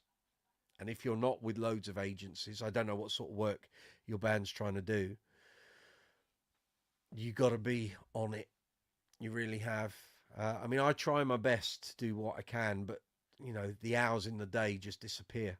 And I can have a Sunday where I've done like a week of gigs, and I'll be sat here doing all my social media and getting all my video editing done and what have you. And social media will just take up like 6 or 7 hours just to get back on top of it. So when you see me quiet and I'm not producing lots of content rapidly, chances are I'm doing all of that. I'm doing thumbnails, I'm doing titles. I might be going back through older videos and adjusting the titles and all of that. But I would honestly, hand on heart, if I could go back to like 2010 or even 2007 when Facebook started and redo or relearn how to do social media at the start of it, I would. Could have made my band busier. But having said that, we were very busy. We were very busy up until about 2013. And then I wouldn't say the wheels came off, but the other two guys in the band were busy with something else. And we were getting left behind by other bands who were so onto this. Yeah, there's another band I know on the circuit that's still going, different lineup. And they were pouring money into SEO, which worked to a certain degree. But every time I'd sit and have a chat with them, they were like bashing their heads against the wall going, we're just not seeing the returns for the amount of money we're pouring into it. I think they probably are now, but I think the game has changed. And I think SEO is it's oversaturated everywhere, that there are shortcuts you can use now. SEO isn't necessarily the driving factor, because SEO doesn't take into consideration the algorithms that these platforms are using. And those algorithms are changing all the time. Sorry, we've really steered off of base stuff, but it's pertinent, you know, this stuff. It's a constantly evolving machine, put it that way. But that's just my take on it. Maybe I'm being a misery, I don't know. But it is hard. It's hard to stay on top of all this. It is. It's why a lot of YouTubers pay someone to do it for them. But unfortunately, the channel isn't making enough for me to be able to do that. If I could offload one part of no, actually two, video editing, because that just eats your life away, and social media. I'd let someone else do all that, because it's the time sapping part of it, really. John Cooper, yes, you're not wrong. We only play. Sorry, I'm gonna show your post. We only play around a gig per month, plus a few corporates when we get them. We all have day jobs. Okay, you see, my old band, we were doing between 3 and 6 gigs a week for about 14 years. And the band, well, I was in the band for 17 years. First couple of years weren't that busy. Last 18 months to 2 years, we kind of things started to dry up. But actually, what was causing a lot of the stuff to dry up was A, the age of the band, but B, how everything changed after the recession in 2008. So a lot of gigs stopped from that point. And going into 2009, a lot of the bread and butter work disappeared. That level of things changed. But the big change, and it happened twofold at the same time, was smartphones. So the iPhone coming out, and then the Android smartphones, and Facebook. Bill Clements, good to see you. Hope you are well. So when Facebook appeared, suddenly, and smartphones, people were able to check bands out when they were at work. Was before it had been a case of people didn't book bands for their weddings or events until they were home from work, sat in front of the computer or laptop, and they would trawl agencies for the band that they're looking for to play at their event. Once they had smartphones, they could do that from work or in their lunch break or 24 hours a day, wherever they were. Facebook allowed bands to advertise their wares, and obviously the advent of social media coincided with smartphones. So people would go, and I know all this because I've spoken to agents, I've spoken to clients, I know how all this worked at the time. What a lot of people that were looking for bands for their wedding, private events, corporate events would do is they'd go on 2 or 3 agencies, and all the agencies got aware of it very quick, and they would give bands different names so that it wouldn't be the regular name that that band had. So every agency had a band called Ultraviolet, none of which were the same band. And but the thing is, you would recognize those bands because they might be with 10 agencies, but they'd have the same profile pic, but they'd have 10 different names. Well, once you've clocked what the profile pic is, or the promotional photos for that band, very easy to go in a Google search and put that picture in, and it would say who that band is. You then go on a Facebook, find that band, and then book them directly. So you've gone through all the reviews and customer comments on the agency site. You then select that band or bands if you wanted like 5, get the quotes from the agent, they would come back. You then go on their social media and you book the band for £500 less than the agency wants to charge. The band gets the work, but the agencies didn't, and loads of agents started to fold. From about 2010 it started, and probably by the time I left that band in 2015, a lot of the agencies we used to work with had either seriously reduced the amount of work they were offering us, but all bands, they just weren't getting the level of work, or they folded. Just said, we can't make this work anymore. So by the time I left that band and set up another band doing kind of similar thing, a lot of the agencies are gone. There were lots of new agencies starting up who are now social media savvy, but the level of work had changed and the amount of money you'd get had dropped as well. So where in my old 3-piece band we could get seriously good money several times a week, by the mid 2010s to the end of the 2010s, that had reduced. So yeah, so that's my take on it. Other people might have their own theories, but I was there, I was doing it. I was booking bands privately and taking agency bookings and speaking to the agents, and they all had their heads in their hands going, they couldn't work it out to start with. And by about late 2010, 2011, they were all saying the same thing. Facebook, social media, and smartphones are killing us. But if you were very clever and you marketed your band in the right way and you utilized social media properly and had your website working properly, and you know, in terms of multimedia, you had a great video, great demo, you could do really, really well. Some bands did, some bands didn't. And the bands that didn't want to adjust to this were the ones that saw their level of work massively drop. Massively drop. We were okay. We didn't suffer too badly from the lack of work coming from agencies because we were picking up a lot privately, but that wasn't through our Facebook page. That was just people were finding us via Google, searching for covers band, wedding band, London wedding band, London covers band, and we were getting loads of work that way as well as the agency work. But once the agencies were really starting to feel the pinch, you saw that whole level of work just dive bomb. But yeah, I remember I was there. I was speaking to other bands going, you got much work on? No, all our agency work's gone. It's like, because we were with a very, very busy agency at one point, and our band was one of like 3 that would get sent out for every wedding, every event. And we went one year from having about, I'd say about 80 to 100 gigs with this one agency. The following year we had 10. And the year after that, we had 7. That's a serious drop off. And we had to somehow come up with other work, which we kind of did, but we also had our trips to the Middle East, which kind of covered some of the shortfall. But by 2015, it was seriously noticeable that we weren't going to be getting the work that we had before.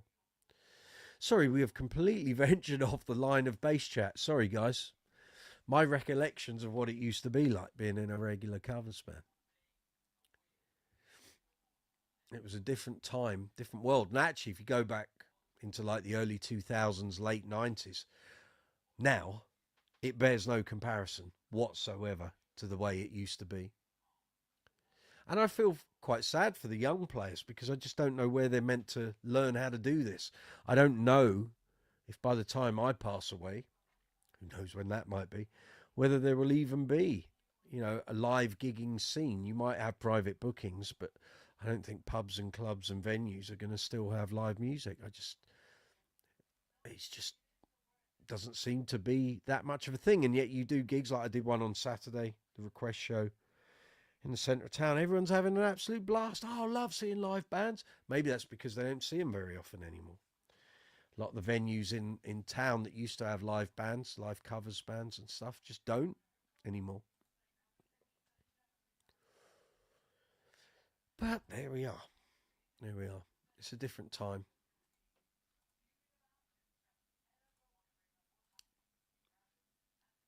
So, if you got any questions, maybe anything I've just whittled on about for 20 minutes, if that's resonated with you and you'd like to ask a question or you want to talk about it, let me know. Bill Clements on bass in the 90s in my Midwestern college town. Going out to see an original band was the thing to do. Tony, good to see you. You made a living playing bass from the age of 18 till you were 39 doing the holiday camps. Great money back then, now nearly 60. I just joined a band again, so hard to get gig nowadays, acoustic singers, and then your message has tailed off. Is that a Tony? I'm looking at the face and I'm thinking, do I know that? That Tony? I know a few Tonys. Make yourself known.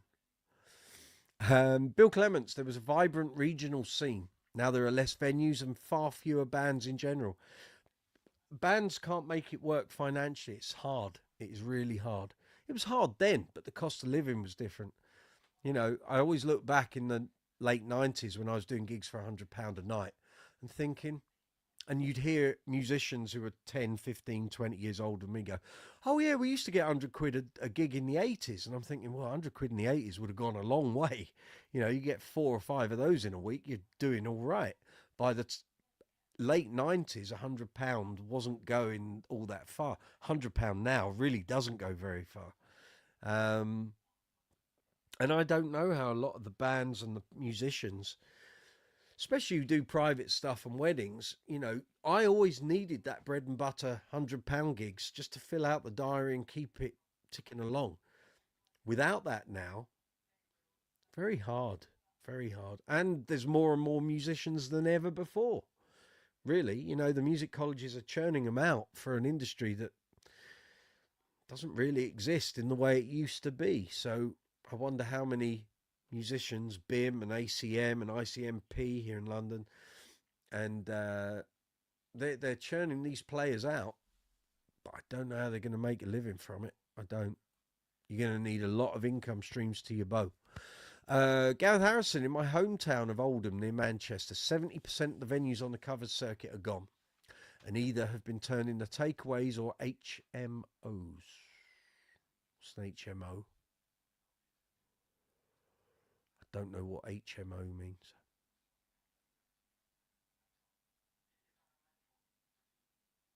But yeah, that's the way it is. I mean, I remember saying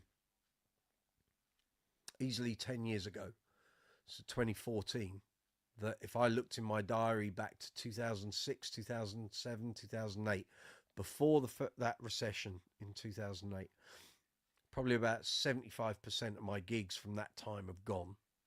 And here we are 10 years later, and I'd say that's probably 80 to 85%, if not more. I was actually trying to think the other day how many London venues I used to play. I actually still exist. If the venue exists, they don't have live music. They may have no music, no DJ. It might just be on a system. Housing of multiple occupancy. Okay. Well, this is it. That's where the money is in property. So venues got bought out and turned into flats or houses, you know. Whatever the landowner wanted to do with their investment. But and people stopped coming out to gigs. It was cheaper for them to buy booze at the supermarket and drink at home. And the cost of drinking in a pub or a bar is just so expensive. And, you know, you can't drive home. And although that should never have been acceptable, you know.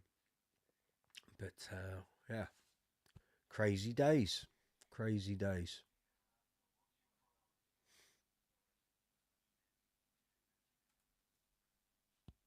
I don't know what the answers are. I really don't. I don't know. You know, if you want to be a musician, you're going to need income streams, that's for sure. Tony, local pubs here in Liverpool just want acoustic guitars and lone singers. Exactly that. I see that the country over. Bill Clements, lifestyles are very different now. It's true. It's true. I'm glad I did it when I did it. Put it that way. It, yeah, I had the glory days. But I say that. I'm in a band now that I absolutely adore, as I've said many times. It's the most fun you can have with your clothes on, being in that band. I get to do big festivals, I get to do weddings, I do corporate events, I do Queen tributes, I do ABBA tributes, I do occasional covers gigs, wedding gigs here and there. I've got a nice mix of stuff. And the disco band is just, I just love playing that stuff. I really do. And it's great. It's great. I've got a really good mix of playing opportunities. So it's grand. Not that there isn't room for more, of course, there very much is, but you've got to be grateful for the work you got at the moment. And Lord knows it was only a couple of years we were in lockdown. Some of us didn't know if we would ever gig again. I wasn't sure. I did a gig in the September of 2020 and I didn't feel excited or ecstatic or over the moon. I just like, I got back in the car after the gig and thought, right, what video am I putting up on the channel tomorrow? And I was expecting some big outpouring of relief and enjoyment. Didn't get it. Didn't get it. Gareth, singers, duos get the sorry. I wish Grammarly would stop putting its big letter G in green over the message. Singers and duos get the same money as bands in the pub circuit, so it makes sense for singers to go out on their own. Yes, it does. I get it. I get it. I really get it. But you kind of have to have an agreement in your band that if you're going to make it work and you want the big paying corporates and weddings and parties, you have to have an agreement that everyone's not going to go off and do splinter things, because that is how bands go down the Kazi. And I experienced it where my other band members went off and did duos, and then I had no gig. Even on nights when we were getting offered work elsewhere, they would go and do their duo gig, and I was left with no gig. And then you say, okay, well, I'll go and do some other bands and do some other depths, and you might have a gig with another band. And they say, oh, we've been offered a gig. Oh, well, sorry, lads, you were off doing your duo. And then it all gets a bit... people start getting a bit argumentative that, well, we've got a band gig, you should drop your thing. I said, well, it didn't work when you were doing your duo, did it? Anyway, memories of yesteryear. Bill Clements, we were very lucky back then. It was possible to exist as small town rock stars. Yeah, I never experienced that, to be fair. Local media, loyal supporters. We did do actually a lot of venues regularly. We had a circuit of venues. So you'd see the same faces and you would get people say, oh, I saw you're going to be playing, so I've come out to see you guys tonight because I like your band, which was great. That was always good.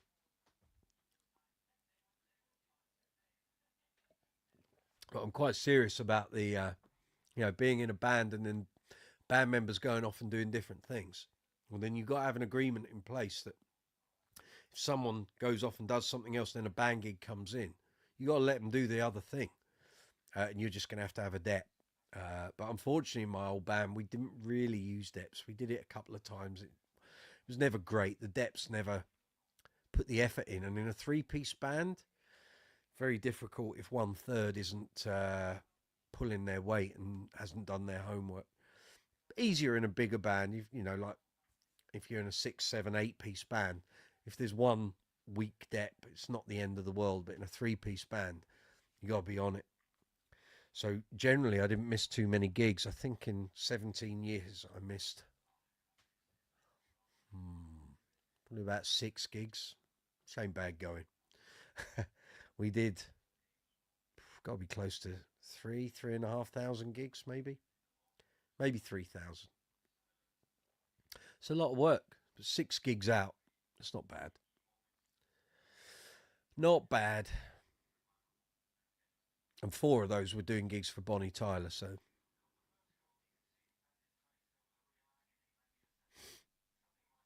Right, where are we? It is 10:30 here in the UK. Let's see how we're doing. How the stream health is good. Analytics good. Got 9 viewers on at the moment. Thank you very much, guys and girls, wherever you are, wherever you may be on the planet.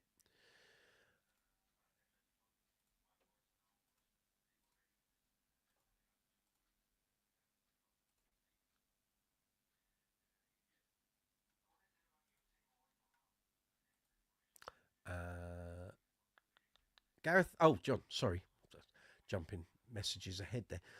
John Cooper, thankfully, my band isn't in it for the money. After a couple of years gigging, we've now paid off our sound and lighting kit investments, and that's all for the love of bass and pocket money. Quite right. Gareth, you have to play the pub circuit to get your chops together. That's quite right.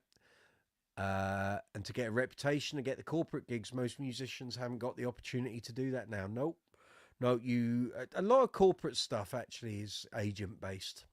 So a company will go to an agency and trust them to put a decent band in because it gives them a point of recourse if the band are rubbish. But private stuff, weddings and all of that, that tends to be, generally a lot of it will be clients going directly to the band because it's cheaper for them to do so. They don't want to pay agency fees, but it just depends. Just depends. I mean, we did very well. I look back on it. A lot of bands I knew on the same circuit didn't do very well or weren't as busy. We were lucky because we had a 4-piece version and a 3-piece version. And when the 4th member left in 2007, we just carried on. And nothing really changed. We just carried on and milked it for all it's worth and worked ourselves into the ground, but we did very nicely out of it, you know. John Cooper, Gareth, you're not wrong. We've done a few corporate gigs and the money is great, all through word of mouth. Yep. All of that. All of that. I mean, we used to do very well. Some weeks we could have 3 private bookings as a 3-piece. We were laughing, you know, serious wedge.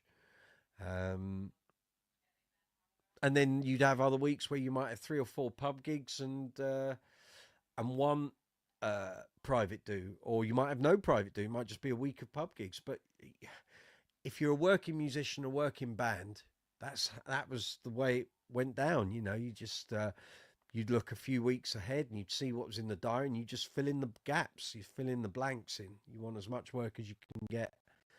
And yeah, we did. We worked really hard. We did. But we were a really good band. We had a lot of regular clients who would book us over and again. There was one couple we did. They saw us at Oxford O'Neill's. We did their wedding. We did their first anniversary, and we did the christening of their child, their first child. And then they used to come and see us at Oxford O'Neill's all the time anyway. So, you know, 3 private gigs. And then there was a family who we did both daughters' weddings, and then one daughter got divorced not long after her first wedding and got married again like 2 years later, and we did that wedding. And then the aunt got married, and then like the cousin got married, and it was like this whole family. We'd see them all the time. It'd be like, didn't we? Yeah, we did.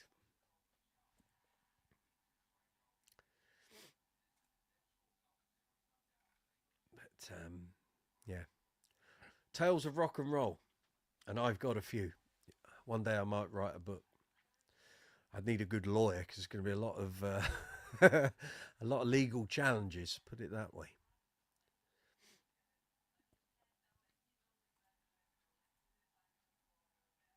Okie dokes. Okay, I'm going to give one more big shout out for Friday. So we got Black Friday coming on Friday. Join me. I'm going to be here live. We're doing a live chat. Brooksy's Black Friday Superstore. I'm going to be trying to find as many base related deals in the UK, Europe, America, as well, wherever. If you're tuning in from around the world, if you know there's a deal in your vicinity, let me know. I will add it to the list. I will be here from 9 a.m. UK time on Friday up until midday. We're doing 3 hours. It's going to be rapid fire. I've got to be out the door bang on midday to head down to the South Coast for a wedding show. So it's going to be full on. I'm doing all my research tomorrow and Thursday, and then Friday, half an hour before we go live for anything that I've missed that's last minute. If you're looking for something specifically, let me know. If it's not in my Amazon store or my Thomann store, and you find something on either of those retailers that you want, tell me. I will add it to the store. Then you can use the affiliate links in the description box and you can help the channel.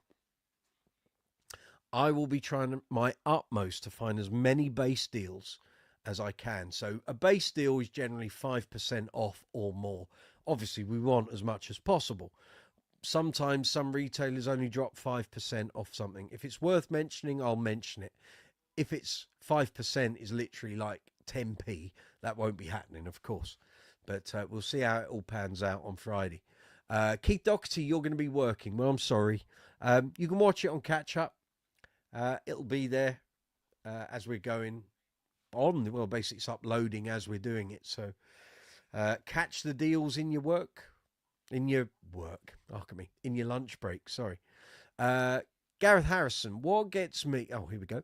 What gets me is when a person sees you at a pub, asks the landlord what they're paying, then can't understand why you're charging them more for a private gig. The response is time.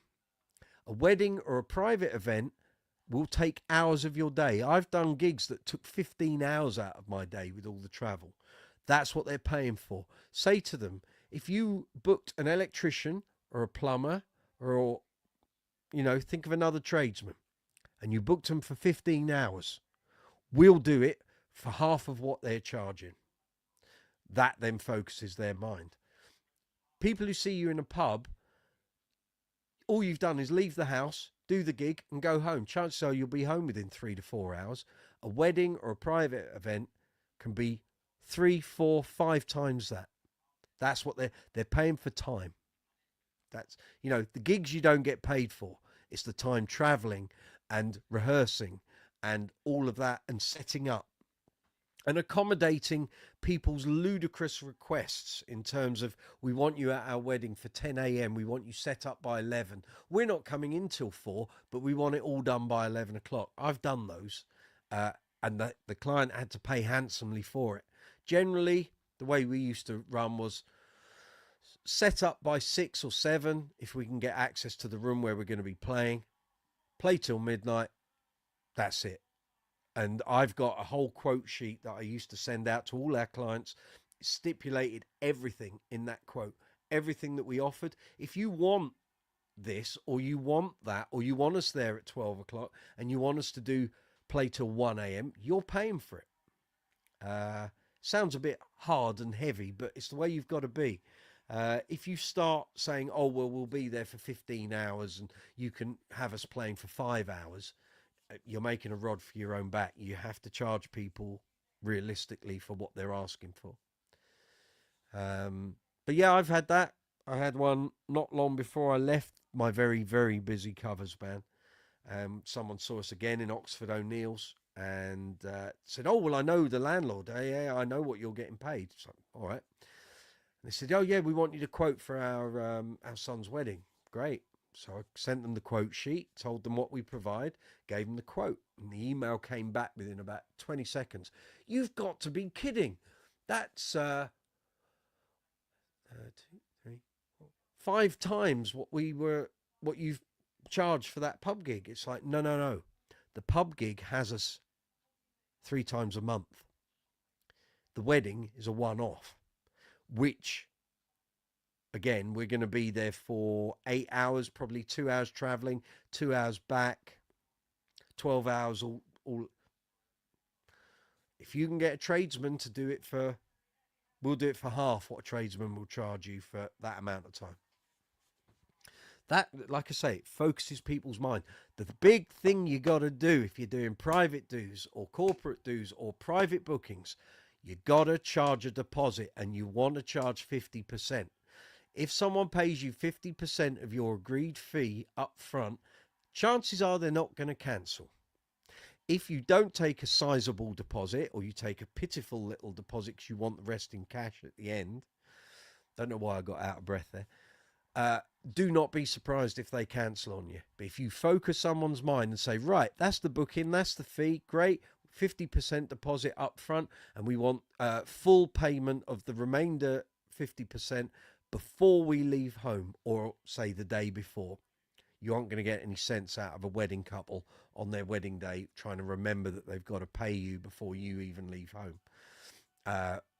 Once I worked out that if you charge people 50% deposit over 12 years in that band, from that point on, out of thousands of gigs, only 2 cancelled and lost their deposit, of course.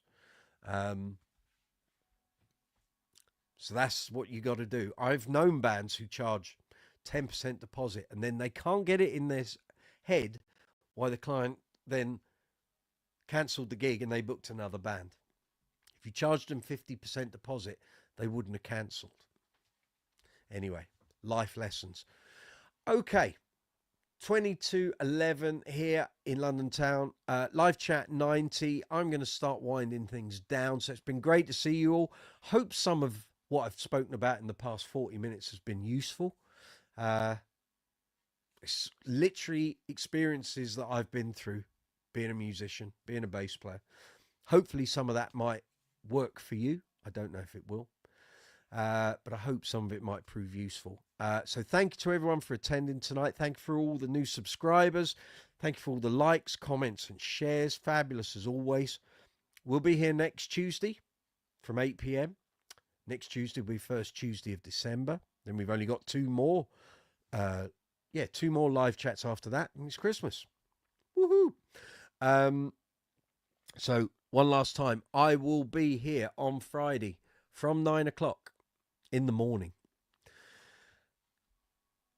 doing Brooksy's Black Friday Superstore. I will try and find you as many deals as I possibly can.